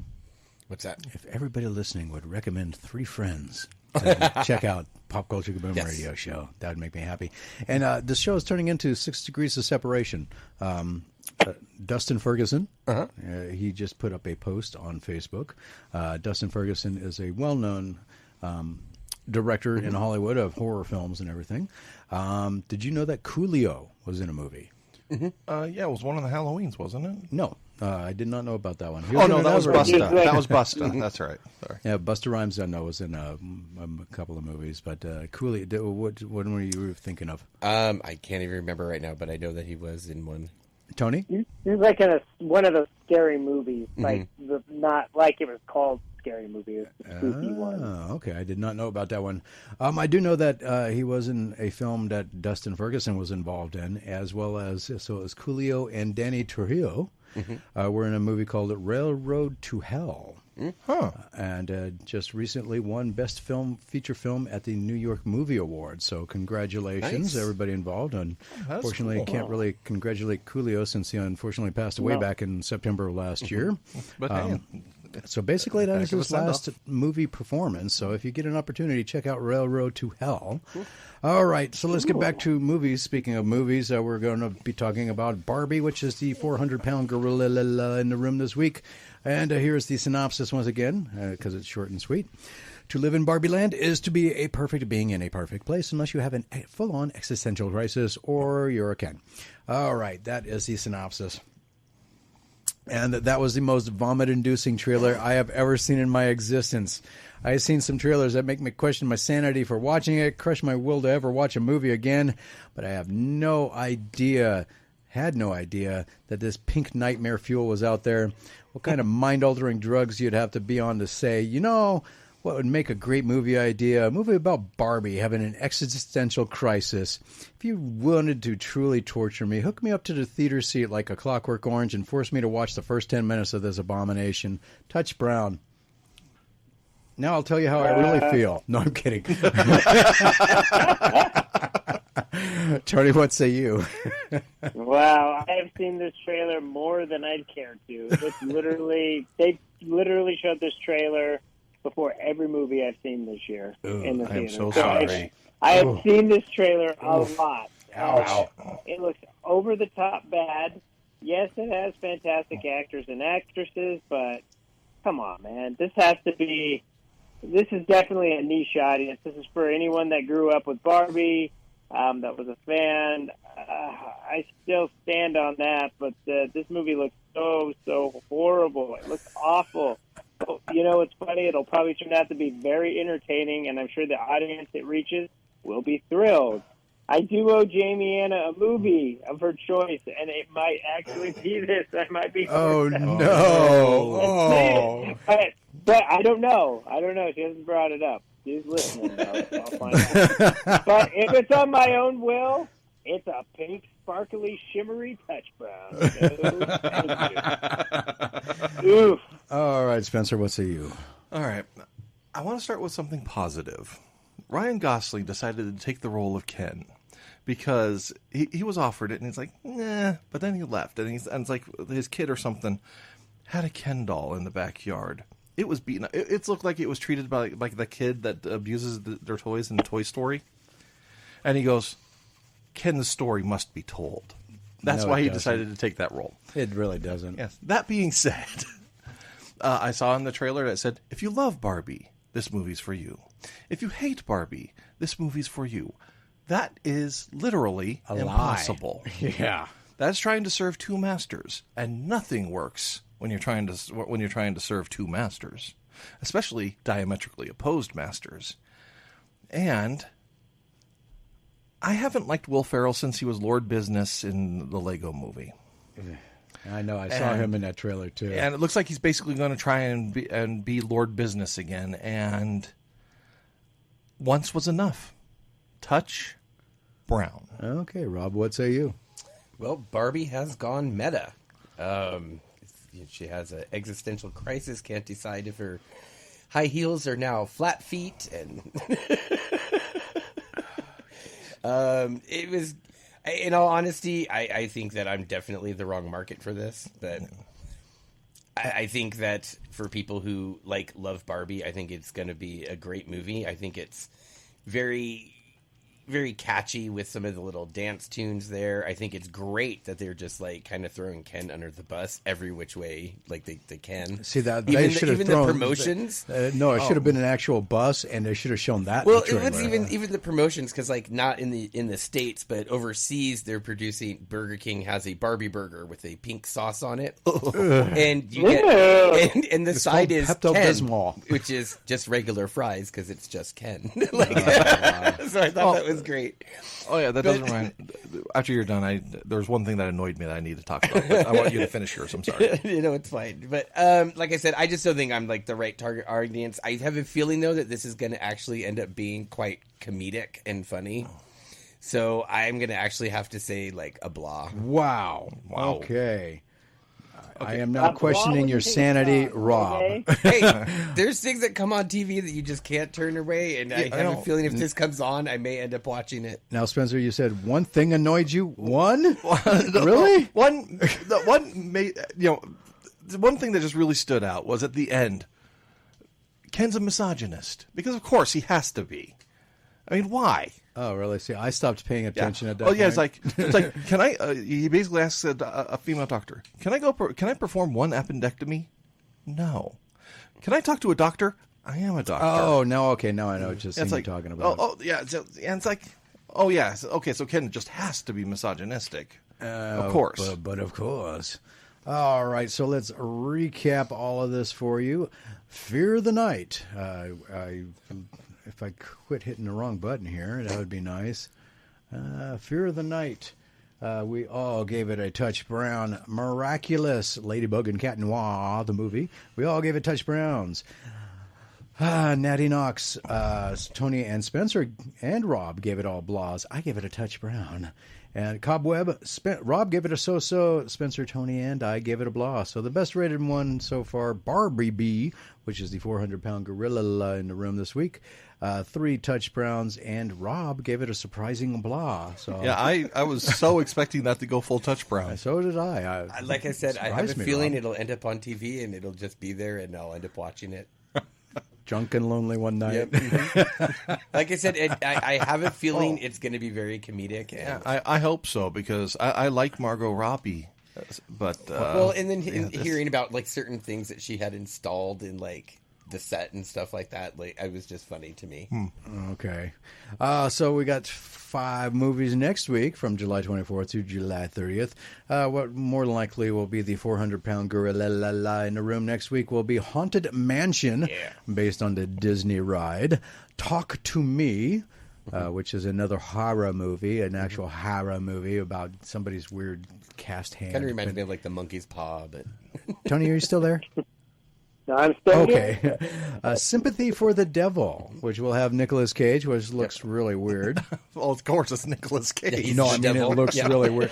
And see, maybe. They think he kind of is. play it in that he might be, but they don't really get into it in the trailer that I saw like months ago that I barely remember because I only saw it once. But anyway, Sympathy for the Devil, The Mistress, and Shrapnel. So those are which sounds like Shrapnel! an 80s band documentary. I don't know what Shrapnel is, but we'll find out. So those are the 5 that we'll be talking about next week with our special in-studio guest, Emily Skyle Golden, the co-founder and executive director of the Cordillera International Film Festival, and she's a director in her own right, so this ought to be interesting. Indeed. So, Tony, have you been watching anything lately on TV? I tried to. I've been really busy since I've been back, but because we had inventory and everything. I did start Secret Invasion. It's Boring. okay so far. It hasn't really grabbed me. No. It just hasn't. It's just really slow. Yeah, it's very slow. It is very slow, yeah. But that's the only new thing I've turned on TV wise.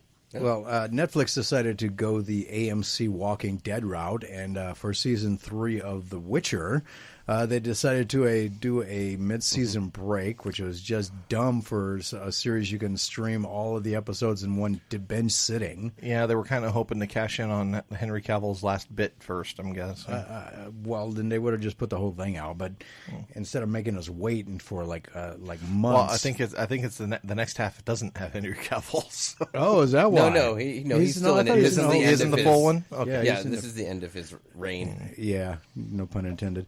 Are they going to take a long break like Walking Dead did? They are. They released 5 episodes, goodness. and No, then it they're comes going back this week. No, through the 28th. It comes back in like 2 weeks. Really? 2 weeks? Oh, I thought it was longer than that.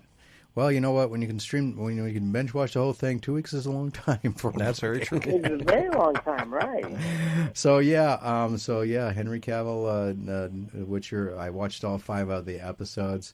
The last one was very confusing. I mean, It's the 'cause they did first the season time they jumps. tried to do the time jumps and everything, which Yeah, was really but confusing. This one, This one was a weird dialogue time jump. I liked they it would because it expanded on each person's interactions. Yeah. Like, it kind of reminded me of like they were doing each person's perspective of what had happened. A very Rashomon of it. Yeah. Well, here's the thing, though, that it was kind of anticlimactic, though, because when you show Geralt and Yennefer in bed together talking about the evening, it really doesn't tell. That tells you nothing really major happened during that No, dinner. but they revealed who and who choreographs those stupid dances? I mean, that was like the most confusing I dance I've think ever. it's part of that, like, you're part of royalty, you know what to do. 'Cause, like, Geralt didn't know what to do. He was like, "What is this?"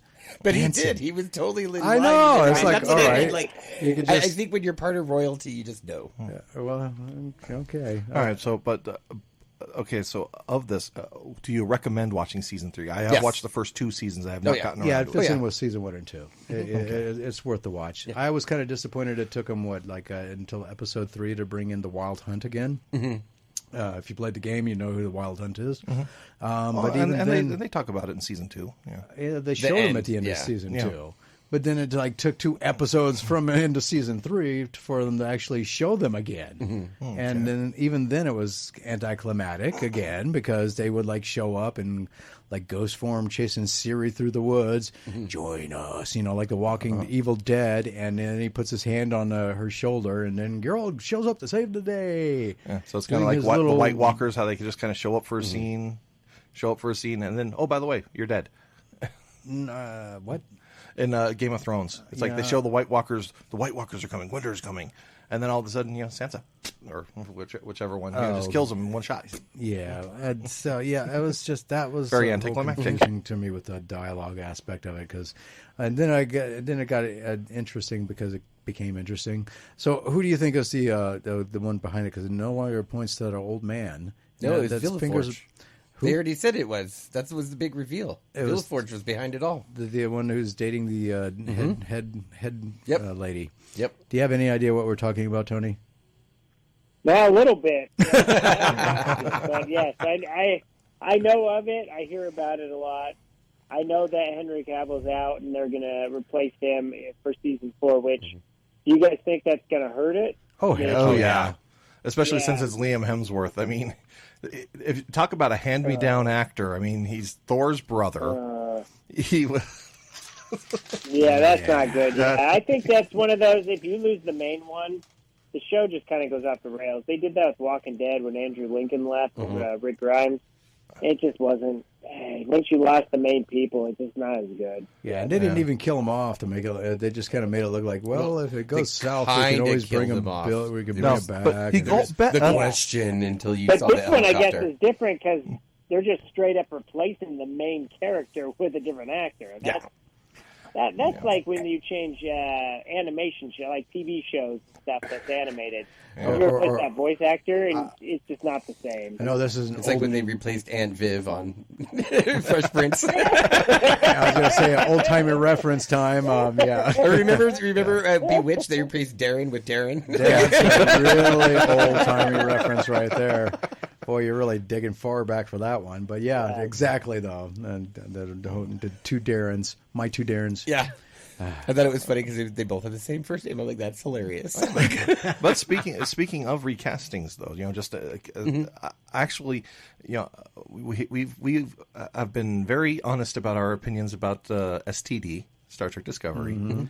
I'm actually finding myself really enjoying Strange New Worlds. It's really good. Yeah, it's actually got kind of the Star Trek feel back to it. But it's a prequel. It is. So Get you know over the it. No, certain I'm not going to let it characters go, are safe. Rob. I'm not going to let my. I have an opinion about prequels. Period. No, but the way they handle it, Pike. It's interesting that Pike, knows his demise. Yep. He knows that he's he going to does. end up being Yeah. boop, boop, boop, and he's still kind of For those, since this is radio and not television, boop boop means that he's in a. If you watch the original Star Trek series with William Shatner back in the. Tony's helping us. Yeah, Pike was in a weird metal chair box thing, so he's like basically a chair, a head on wheels. I think, if I remember. Yeah, correctly. because they couldn't get the original actor back, so they put a guy in heavy makeup, put him in that thing, so that he wouldn't have to do anything. Yeah, and he didn't, and so that's He was too busy. The original guy was too busy playing Jesus Christ somewhere. Wow. Okay. So yeah, that's what he's referring to about the beep beeps, because that was his Which dialogue. they parody in Futurama. They did indeed. Very well. All right, Tony. Anything else going on in the world of cinema, movies, television that you want to talk about? I mean, not too much is going to be coming real out in the quick. future, that's for sure. Yeah, no. Real quick, I will answer that Phoenix question. You did send it, and I wasn't a part of that part. The one I would pick, he's not on there, would be Ethan Hunt from Mission Impossible for a Deadly Spy. But because he does really good with the espionage and stuff like that. But if I had to pick one on that list, like if I wasn't allowed to just pick one from the ether like I just did, I'd have to go James Bond just because he's had the most movies and everything. Everything else seems Yeah, to be although just Ethan Hunt's one-off, really but- working on it. Yeah, we talked about that. Yeah. Jason Bourne isn't on that list either. Oh, he would have been great too. That's a fantastic one. I didn't even think of that one. I just was thinking that when I watched Mission Impossible. I'm like, that's a great answer to the question. Yeah, Rob actually said something funny about that. He goes, maybe he just didn't remember he was a spy. So, so that was And then if hilarious. you're going comedic, you're not deadly, but comedic, you always got Austin Powers too. Yeah. Yeah, that's that's true true. too. All right, sir. Well, we got to go. We got to make room for our special guest this evening, Mr. Naaman Hillen. And so we'll talk to you next week, sir. Be good, be safe, and stay healthy. Look forward to that. All right. All right, guys. Have a good night. All right. Luke. Adios. Later. And for everybody listening, we will be back momentarily with our special guest, Damon Hillen. We'll be talking his movies. The latest, of course, is The Flood, which is out in theaters right now. And we'll be back with more right after this.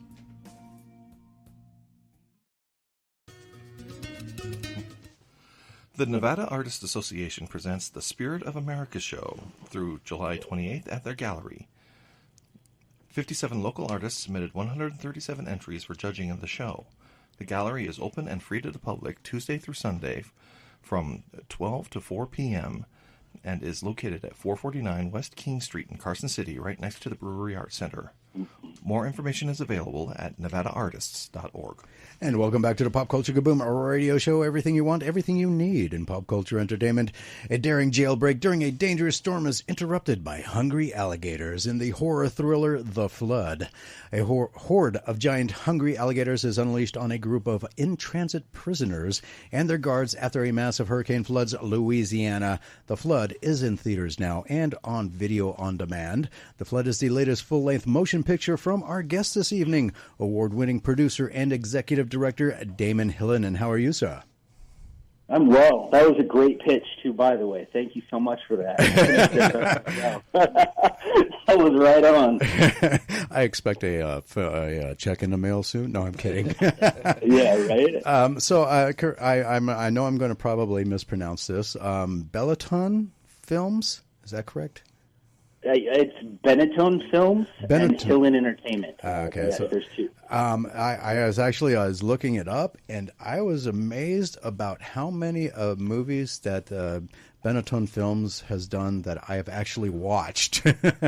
I mean, I was going through them. I'm like, wow, I saw that one. Wow, I'm pretty impressed. Maneater was one of the ones that I had seen. I have this affinity for horror movies.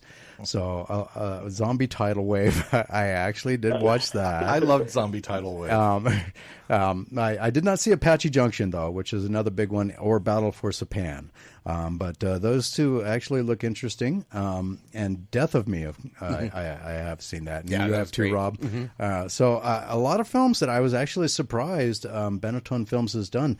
But my question of curiosity is because I've always been mystified by what exactly a producer is.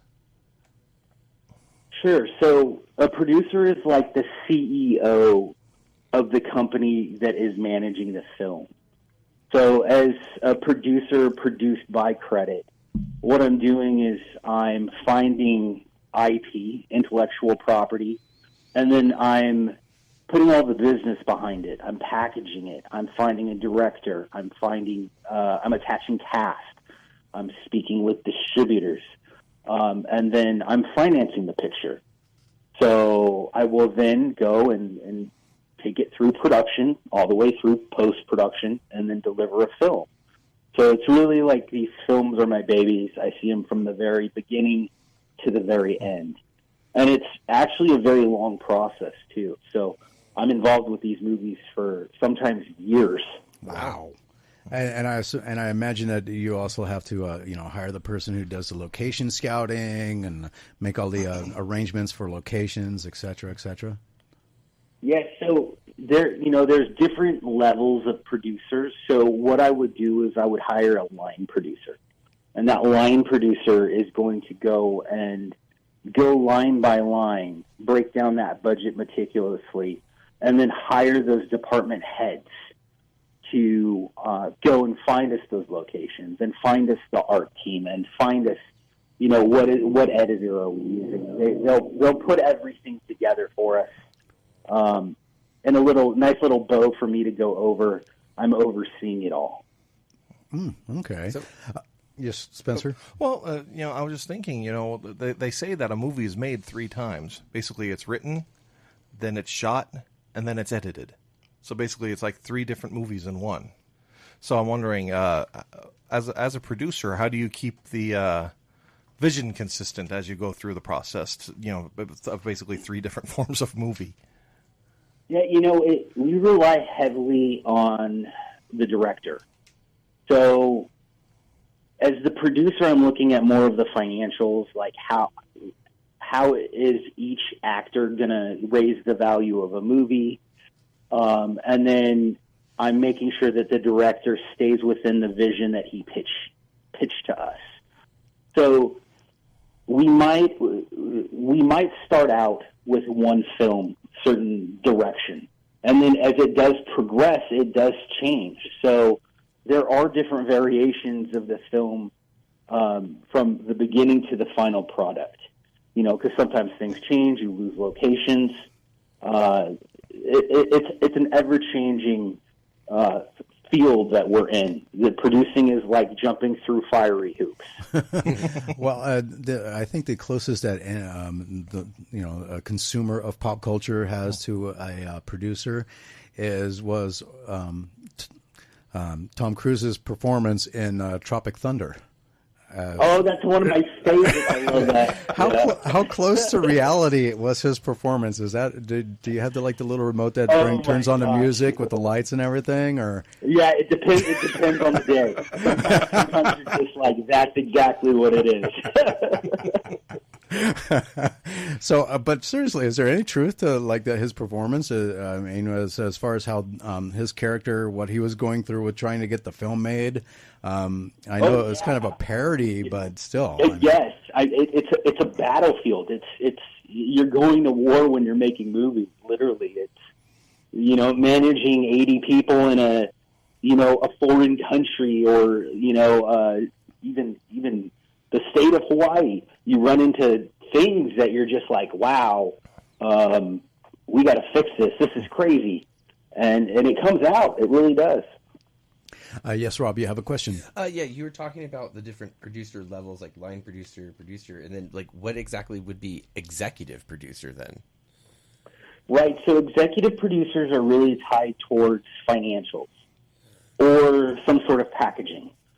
So an executive producer can be an individual that maybe bring a portion of the funding, or they bring a high-level talent to the project that gets you distribution. Executive producers really revolve around financial commitments that you get in a film. Gotcha. So, and then co-executive producers are people that introduce you to the executive producer. So they're like a liaison, but they get co. Yeah, it is. It literally is. And then co-producers are more, I would say, physical producers. Like my co-producer, Amy Covell, she runs every movie that I have. She's the one going through all the numbers. She's the line producer / co-producer.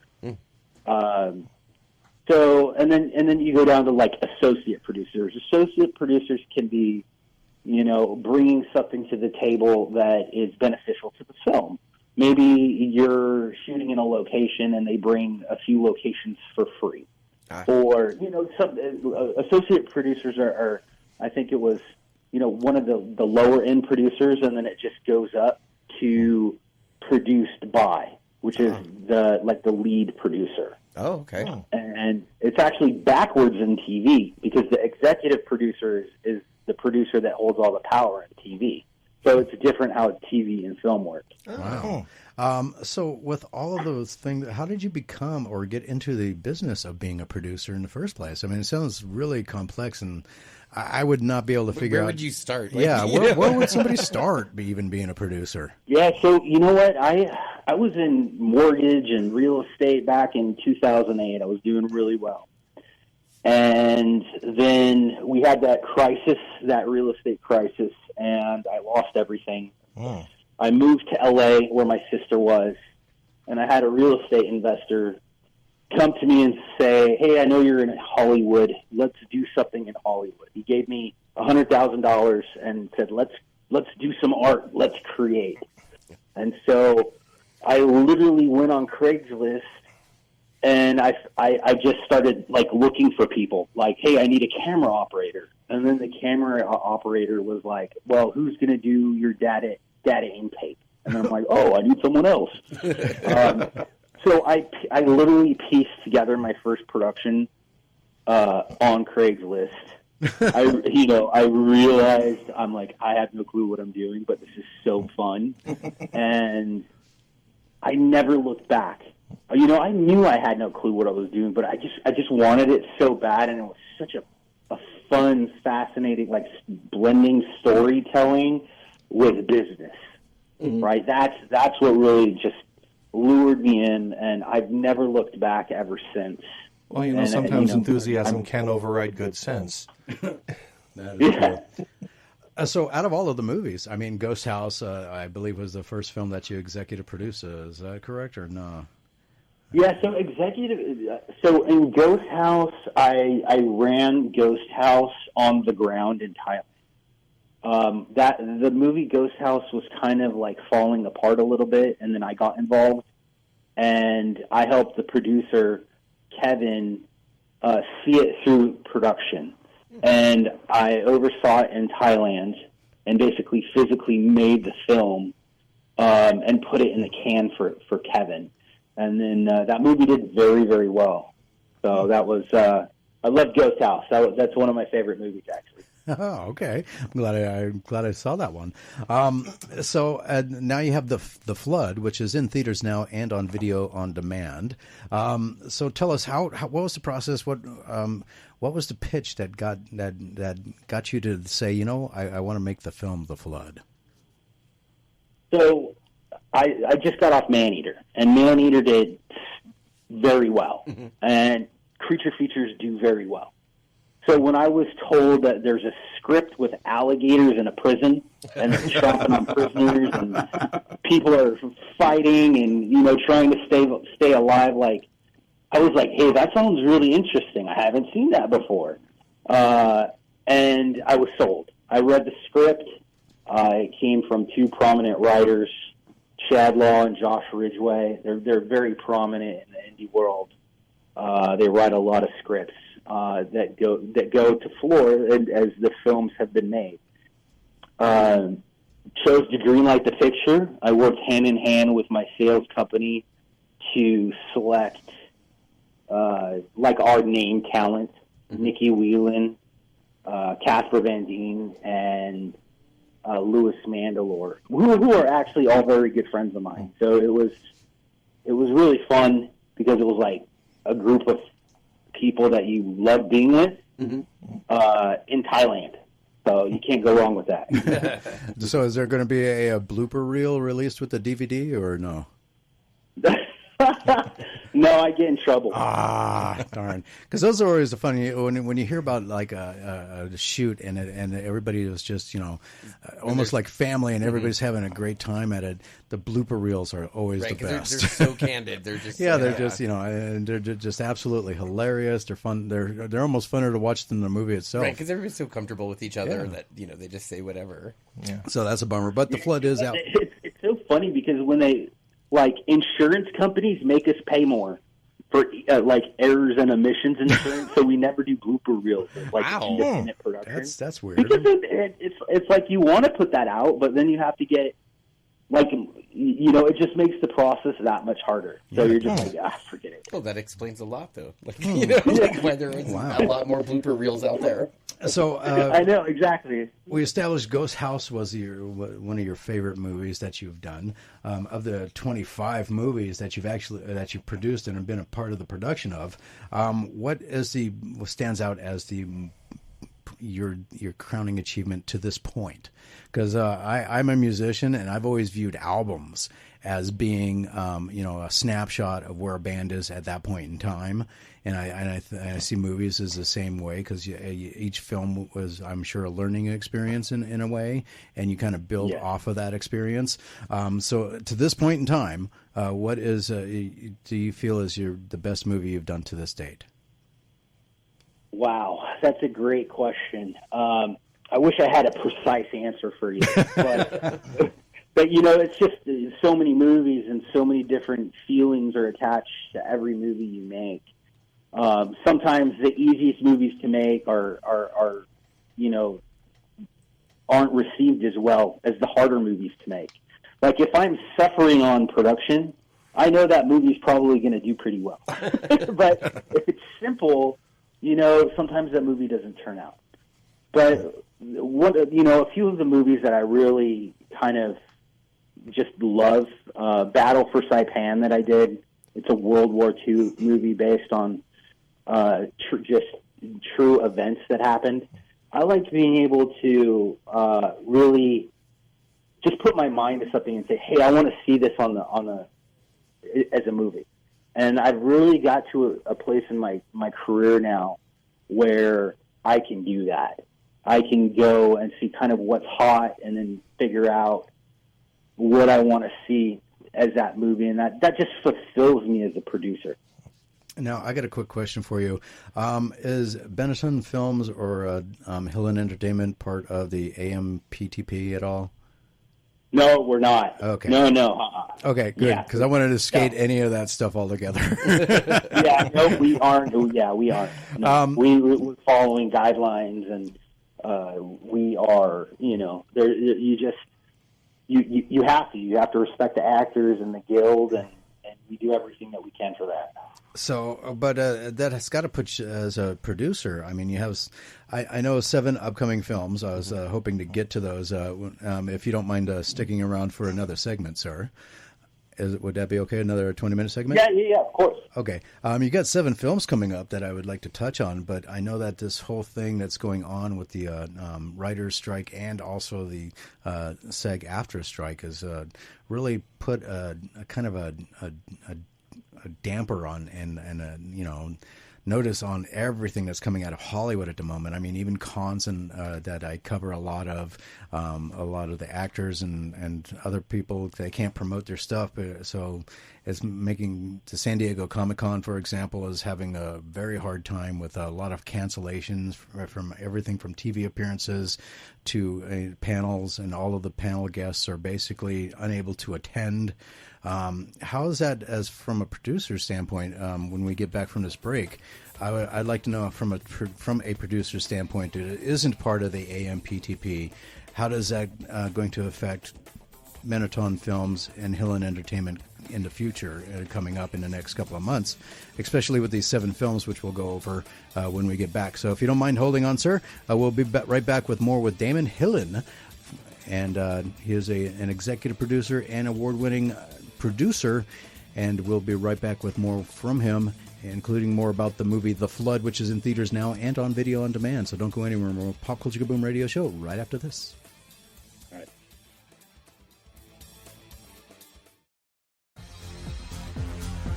Welcome back to the Pop Culture Kaboom Radio Show. Everything you want, everything you need in pop culture entertainment. And in theaters now is The Flood. And we have the producer of The Flood, Mr. Damon Hillen, on the phone with us. We're talking about all of his movies, including Battle for Saipan, Man-Eater, The Long Night, Hellblazers, Apache Junction, Hunters. I'm not going to go down the entire list. Those are just the first ones on the top of the list that just came out in recent years. But there's 7 films that will be coming up from Benetton Films and Hillen Entertainment. And but if you want to check out everything Benetton Films, you can go to their website, benettonfilms.com. You can also find all of their social links there as well, and see all of their upcoming movies, their television series, and everything that they do, including production services. And Mr. Hillen, I posed a question about how the strikes that are going on currently with the WGA and SAG. As a producer, you have 7 films coming out within the near future. How does that affect, from a producer standpoint, being able to put these films out? Hello? Uh-oh. You still there? Mr. Hillen? Want me to recall him?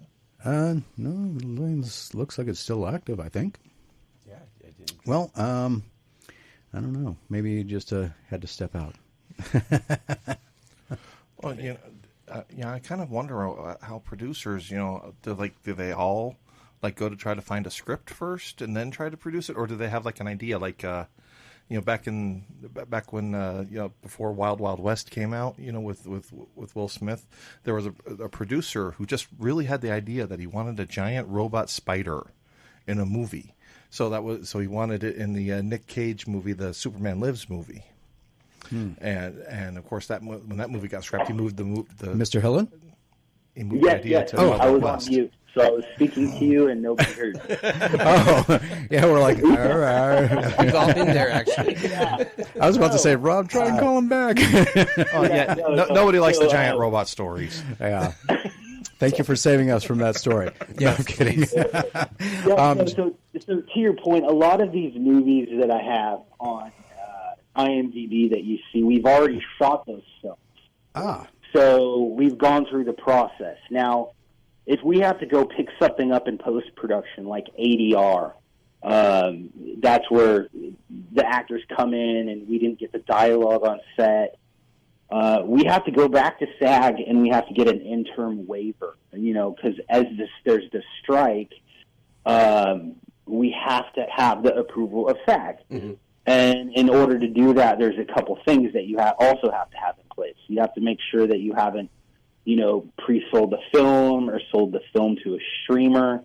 There's just a series of rules that we have to follow in order to, continue working. And as an independent producer, we can go to the union and ask the union for an interim waiver, especially as long as I don't have the movie pre-sold or I don't have a sales company, and as long as it's independently financed. The unions are working with independent producers, so we're very, very grateful for that. That's good to hear. Yeah. That means everybody can still be paid, which is always a good thing, especially because if it wasn't for, believe it or not, Disney and the MCU as of late, when they came out and they started doing the post-production scenes, I don't think anybody would see the list of names of everybody who was involved in that movie like they'd used to, because people would, the minute the credits started rolling, everybody got out of their seat and they wanted to be the first ones out of the parking lot. Now everybody kind of has to sit there and see the names scrolling up. And, you look at a film budget and how much money is actually, they claim like $300 million spent. But then you got to look at every name that's going on that screen, and all of those people had to get a paycheck. So, that kind of, especially when there's like hundreds of names on there. And I don't think a lot of people take that into account with what producers have to go through, right? Yeah, this is going to be a lot harder for the studio crews and the studio, the big studio actors. We're doing budgets that are around like $2 to $5 million. They're lower than what these studios are doing. We're doing like our catering budget is what the studio is. Yeah, the studio's catering budget is like what our budget is. They just spend so much money. And that's really where these strikes are geared towards, the streamers and just the, making sure that there's residuals for the actors and they're very good to the independent producer, right? They're working with us so that we don't take food off of people's tables. That's good. That's very good. Yeah, because I'm familiar with how things work with the music industry, with like ASCAP and everything, with being played on FM radio, and anytime I have musical guests on, I make sure that when if I play a song of theirs, I have all of their information so that they can get paid for the FM rotations, in line with the ASCAP and any other music publishing. So I can only imagine, from the film industry end of it, how complicated and that can be sometimes with, making sure all the I's are dotted and T's are crossed. So, yeah, it's really hard on independent producers sometimes. We might have a film that we sold for a price just to make our money back, but then it did really well, and we don't see anything else. We just live to fight another day. So I wish we saw residuals. As an independent producer, I don't really, see that. I see enough to keep the lights on, to keep the train moving, to keep the productions going. That's what I see as a producer, as an independent producer. Right? You know what you got to do? You got to find an IP that you can market, like like George Lucas did with Star Wars. You got to think toy lines and all kinds of other stuff to go along with the IP. You know what I'm saying? Got alligators. Exactly. Especially, with the flood, you can like have a horde of alligators as toys. Oh yeah, somebody chomping on a Casper Van Dien action figure. That would be awesome. There you go. So the next, looks like the next film after the flood is 3 Days in Malay. I hope I'm pronouncing that correctly. It's going to be an action historical war drama, and it has a tentative release of August 11th. Is it still going to be able to be released on time? Yes, it will still be released on time. Now, whether my actors are going to be able to promote it is is a totally another question. So I might be promoting it with the director solely, Well, at least the Directors Union actually got their agreement or their contract out of the way, so that's always a plus, right? Yep, it is. It is. They were on top of it. So 3 Days in Malay is coming up next on August 11th. There's a couple with no release dates, but one that I'm really interested in is Operation Blood Hunt, which is a it claims it's a war horror film, and an interesting kind of take on a South Pacific island with werewolves on it. Yeah, so we just kind of had this fetish for World War II movies, and we're just like, we need to keep making these because they're so awesome. I love that time in history. And then we wanted to blend World War II with supernatural, and that's where Operation Blood Hunt came about. As it's about mysterious deaths that are taking place in the Pacific. Both Japanese soldiers and American soldiers are dying, and nobody can explain why. So U.S. forces send in a special unit to investigate what's going on here in the South Pacific. And what it is there's werewolves that are killing both Japanese and American soldiers. Wow. That actually I'm going to put that on my list of movies to watch, actually. I've always wondered why they don't do more like supernatural horror, like military type movies, because one of my favorite movies is Dog Soldiers. Yeah, I remember that one. Yeah, and that one, that one, the werewolves were very tidy in there. It was very weird. But but supernatural and military just seems like it would be a natural combination to be able to butt heads and make very interesting movies out of. It'd be a one type of movie I did not see on your list of produced movies is a kaiju movie of any sort. Oh, well, now I have inspiration. Actually, if you want, I know a toy company already that has a character that you could probably, and they have a comic book and a toy line all based off of this kaiju. There we go. We're already setting up a franchise. Yeah, you know what? If you want, I could email you their info if you're interested. You're going to be an executive producer. Hey! That works, right? Hey, it's actually kind of part and parcel for what I do on the show. I like to, connect people to make great franchises happen. I was talking earlier about Dustin Ferguson. Have you heard of Mr. Ferguson? No, I haven't. He has done, I think he's up to like 140 horror movies now as a director. He's an independent guy too, and he is phenomenal. He just, and I had the pleasure of, when I first was introduced to him, he was it was just barely getting started out of Nebraska. He has since moved to Los Angeles, and his career has just completely taken off. He was just featured in Variety for his next film coming up a couple of weeks ago. So I've been trying to get different people connected with him and various projects and stuff like that, just because I talk to somebody and I'm interested in what they're doing, and so I like the toy line that I'm talking about. I've actually had the guy on the show, and I've talked to him, and I like the toy line that he's done. He has some really interesting ideas, and with the toys that they're making, the kaijus that they're making, and how he's going about marketing it. So, and then I hear opportunities like this, and it's like, these two would probably, be like a Reese's peanut butter cup, the peanut butter and the chocolate going good together.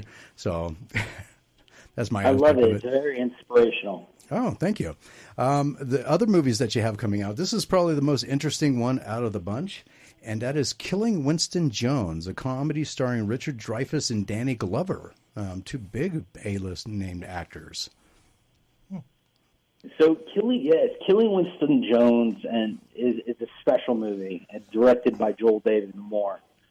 It's a movie that it's a dark comedy, and it's just very endearing. I'm just waiting on my producing partner Albert Sandoval on that, as he was the lead producer, to put it together for distribution. We're in a holding pattern right now, waiting for Albert to take it to the next level. But that sounds like that's going to be a big hit for you, especially with the names that are involved in it. So best of luck with that one. That one sounds like that one's Thank you. It was a pleasure working on that film. And another interesting one that really caught my attention, because I used to like the old Sinbad movies, is Oliver Storm and the Curse of Sinbad's Treasure. Yeah, this movie is, it's one of those films that it's really hard for independent filmmakers to make because it's so big. It's a very big film. A lot of things, a lot of big sets, and it's really hard to sell those kind of movies if I can't put big names in them. Oh, that's a and it's about kids, so it's on the harder side to finance. So we've been in development, trying to get it right, and then trying to make the right pitch on that. So that's very much a passion project that we're continuously trying to get off the floor. Okay, I'm hoping that it does get off the ground, because that one, like I said, I used to be a big fan of the old Sinbad movies. So when I was growing up, one title like this kind of brings the nostalgia out a little bit. So that'll be an interesting one. A couple of now I've only touched on kind of the fantasy and action adventure / horror ones that you're doing. Aside from the Killing Winston Jones, which is a comedy, but there's some other ones that kind of vary greatly from the rest. The Midway Point, which is being classified as a straight drama, and looks like that might be the next one down the line. I'm not sure. Is there any info you can give about that one? Yeah, so The Midway Point is a movie about heart, and it is a drama. But it's also about a young boy that has autism and falling in love in high school. So I fell in love with this script. It was so good and heartfelt, and we were able to attach some great actors to this because of the heart in the script. So we were able to get Oscar-winning Wes Studi in the picture. Thora Birch and Julie Benz all came in. And it was led by Sean Ryan Fox and Catherine Daddario. So it's a movie that we're going the festival circuit just because there's a message that we want to get out there, and then we'll take it out for the financial. Well, go out and showcase an artistic piece. It's a very special movie. And if I was to put a pin on that one in particular for an Oscar consideration, that would be the one right there, The Midway Point, as far as the upcoming movies. There's two others, By the Rivers of Babylon, which is being billed as a psychological thriller. And what can you say about that one? I'm trying to, I know these are all upcoming movies, so I'm kind of like dancing that fine line so I don't get you in trouble for any NDAs or anything like that. So. No, of course. So By the Rivers of Babylon, we had another great cast. And that was directed by Albert Sandoval. And he was also my producing partner on Killing Winston Jones. The cast in there was great. We had Crispin Glover, Connie Stevens, and Jolie Fisher, and Mark Boone Jr. From Sons of Anarchy. The movie it's a little on the darker side, but it's a horror thriller. And once again, this film is in my business partner's hands, just waiting for that release. And last but not least, which brings me to you, which is being billed as a romance. bounce. Oh yeah. So this movie, we shot this in New Jersey. It was really great shooting there. Directed by Peter Hutchings and produced by Claude Del Barra. It's starring Lucy Hale and Nat Wolff. So this film. It's based off of a best-selling book, and we're very happy with this. You'll see this on the big screen. This is a great film that's coming out. And these are the 7 films that will be upcoming from Benetton Films and Hillen Entertainment. But currently in the movie theaters is The Flood. It is also on video on demand. I'd recommend seeing it in the movie theater if you can. Sir, I am unfortunately out of time, but I do appreciate you coming on and talking about everything that you are doing. Like I said, I was surprised by the number of films that you've put out that I have watched. And I really enjoyed our conversation, and I'd like to welcome you back onto the show when any of these 7 movies are about to come out. Well, I really appreciate that, and hopefully we'll be talking soon on 3 Days in Malay. Absolutely. All right, everybody else, we have to take this break, and we'll be right back with...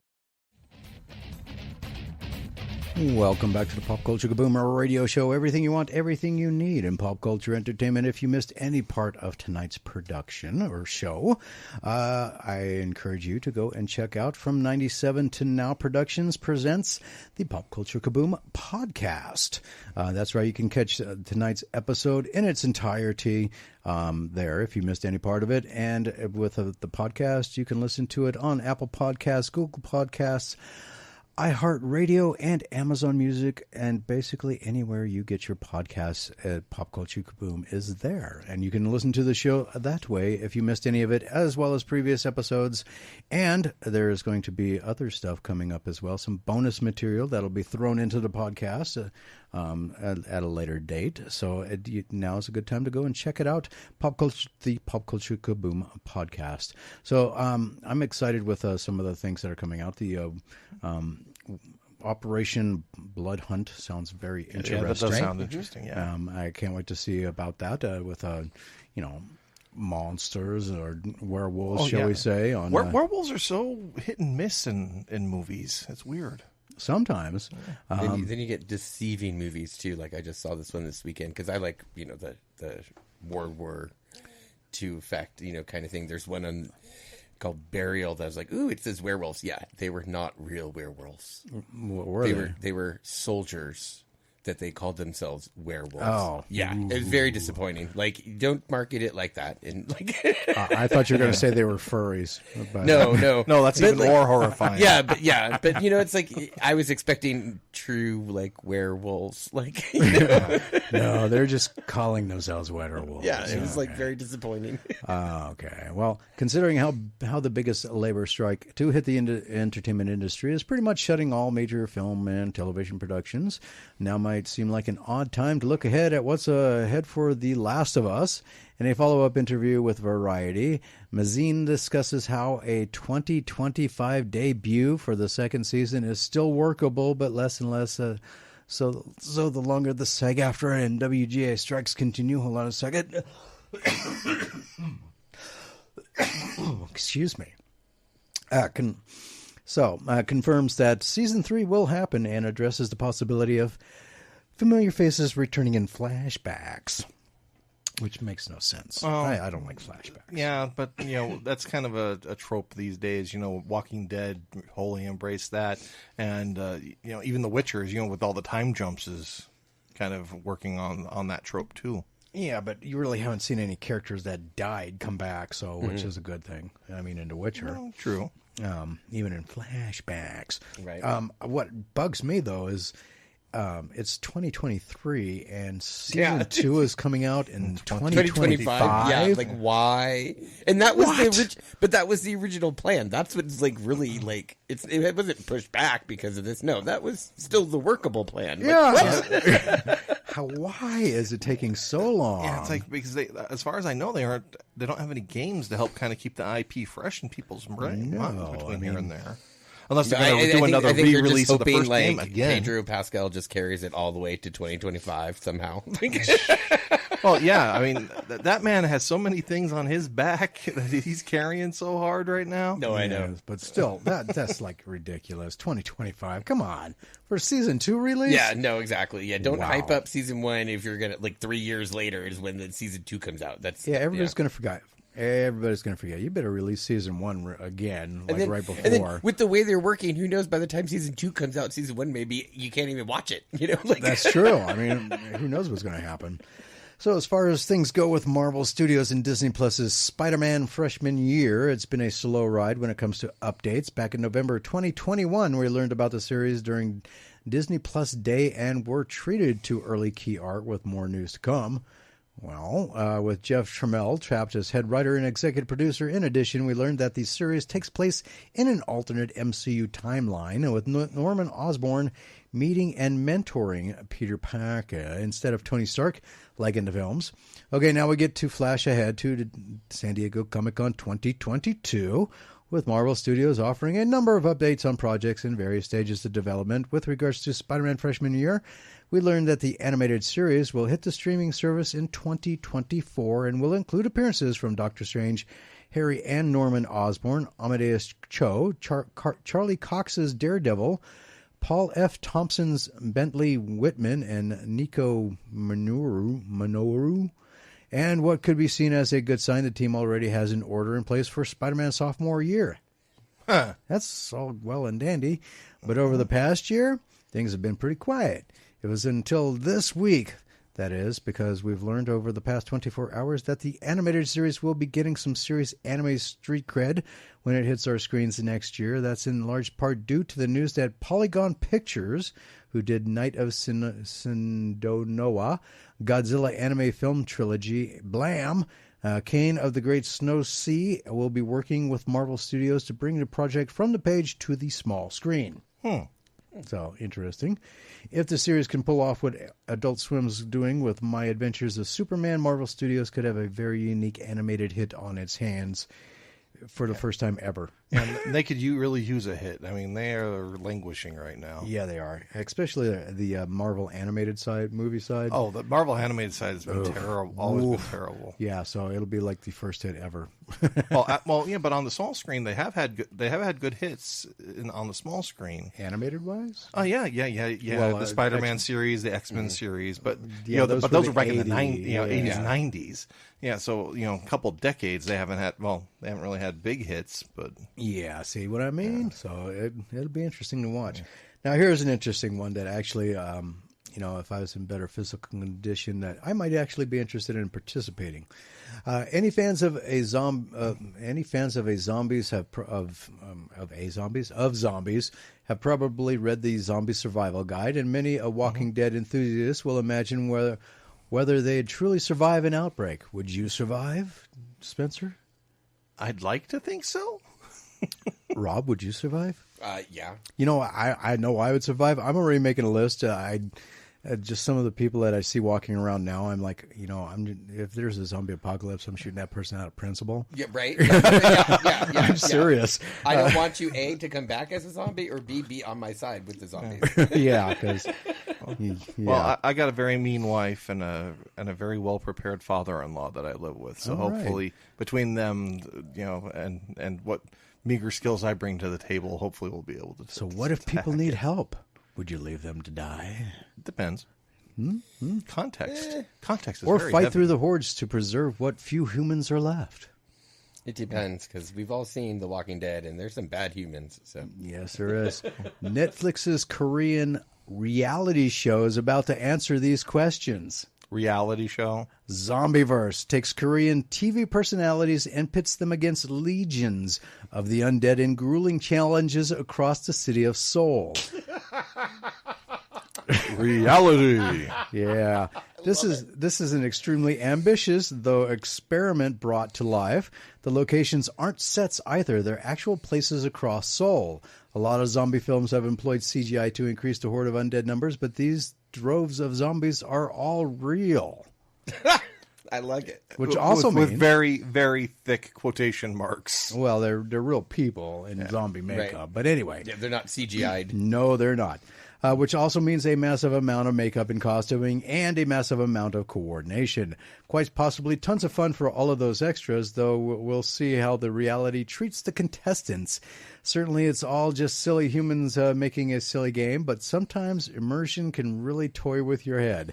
Luckily, the rules are simple. Complete the challenges to survive, find food, water, transportation, and shelter while avoiding the zombies. If you get bitten, well, sadly, you're out of the game. As with most zombie lore, a bite is a death sentence. Now, those savvy to the hungry hordes know that duct tape around the arms and legs is a decent strategy, and a trash can lid can often save your life. But we'll see if those are allowed.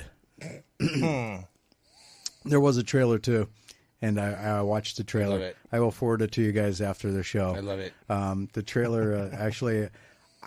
I don't know, man. I don't know if it'd be too much fun for these extras because one guy was literally doing serious kicks to the chest to people. I'm not kidding. And I was like, hopefully those were stunt extras. no, I don't know. I mean, I'd be like, talk about breaking character real quick. Right? Now, are these going to be the fast zombies or the slow zombies? No idea. What I saw was a lot of zombies kind of meandering around. It'd be kind of cool, like, because you said it's different locations each time. Like, they switch it up. You know, they're like ready for like the slow zombies and the fast ones coming at them, you know? In a supermarket. Right? Yeah. How do you pull that off, too? I mean, to be able to close off a section of Seoul and just load it up with zombie extras. I mean, what about the people who are like just living there Korea is day-to-day life? very government orientated, so a lot of their Like films most are of the produced- world. Yeah. Well, but a lot of their films are permits produced by and the such, government and stuff, so the government probably was like, okay, we're doing this right here, and Well, and they probably compensate like the businesses and stuff. Well, hopefully they do, and hopefully they do it fairly. Well, I mean, But- can you imagine, like, I'm going to go out to the store and get a loaf of bread. And all of a sudden, there's, like, all of these zombies wandering around. I mean, does that, like, make you a contestant by default? Something you could never do in the United States, because I know that, they don't have firearms over there. Has always been a grief of mine with Korean films. It's like, I'd shoot him. Yeah. Where's my gun? So, but I will watch this. It's called Zombieverse. It will be on Netflix. And That sounds this great. is going to be interesting because it's not like Squid Games where it was, it's a production. This is a reality show. So I will watch it. That's for sure. And we'll talk about it here on the show afterwards. So that's going to be fun. I like Squid Games. Well, and I'm a fan of Korean.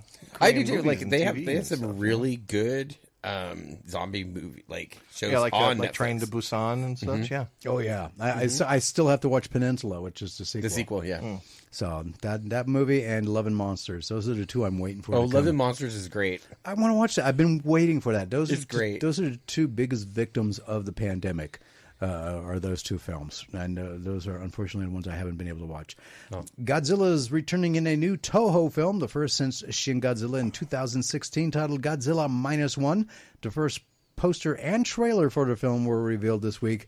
Set in a post-war Japan, Godzilla -1 will once again show us a Godzilla that is a terrifying and overwhelming force, which you already get a sense of from the trailer, teaser trailer and poster. The concept is that Japan, which has already been devastated by war, faces a new threat with Godzilla, bringing the country into the minus.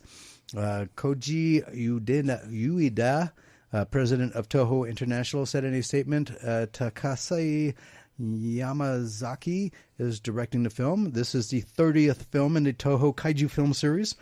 For you Monsterverse fans, the next time you'll see Godzilla will be in 2024's Godzilla X Kong, The New Empire. Godzilla -1 was first announced in November of 2022. The film will debut in Japan on November 3rd, 2023, and in theaters in the U.S.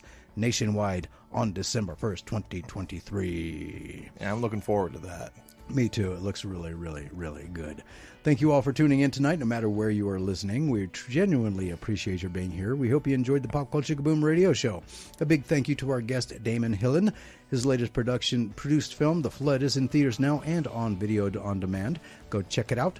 You can check out all of Damon Hill's produced films, Benetton Hill and Entertainment's films, and more at their official website, BenettonFilms.com, all one word, and also connect with them through their social media links to keep up with all of Benetton Hill and Entertainment's upcoming releases. Next week, Sunday, July 23rd, it's guest galore, as our special in-studio guest will be co-founder and executive director of the Cordillera International Film Festival, Emily Skyle Golden. The Cordillera International Film Festival is one of the top 100 film festivals in the world, and it's right here in northern Nevada. Emily Skyle Golden will be here for the entire show to tell us about the 150-plus films, these all-star panels, the red carpet events, and the parties happening during the 5-day Cordillera International Film Festival. We'll also be talking with Brandon Boykins, the president and co-founder of Cosplay for Kindness.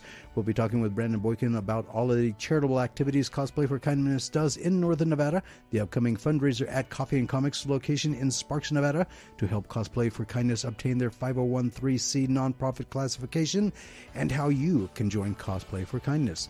Please continue supporting Pop Culture Kaboom by listening every week to the Pop Culture Kaboom radio show on KNVC 95.1 FM. If you missed any part of tonight's show, you can find it archived at KNVC 95.1 FM's website, knvc.org, or you can subscribe to the brand new Pop Culture Kaboom radio show podcast produced by 97 to Now Productions, and not only get tonight's episode, but also previous episodes and some bonus material that'll be coming up as well. Also, check out the Pop Culture Kaboom on Facebook for everything you want, everything you need from Pop Culture Entertainment Daily, and subscribe to the Pop Culture Kaboom, our YouTube channel, for video interviews from events we have and will be attending this year.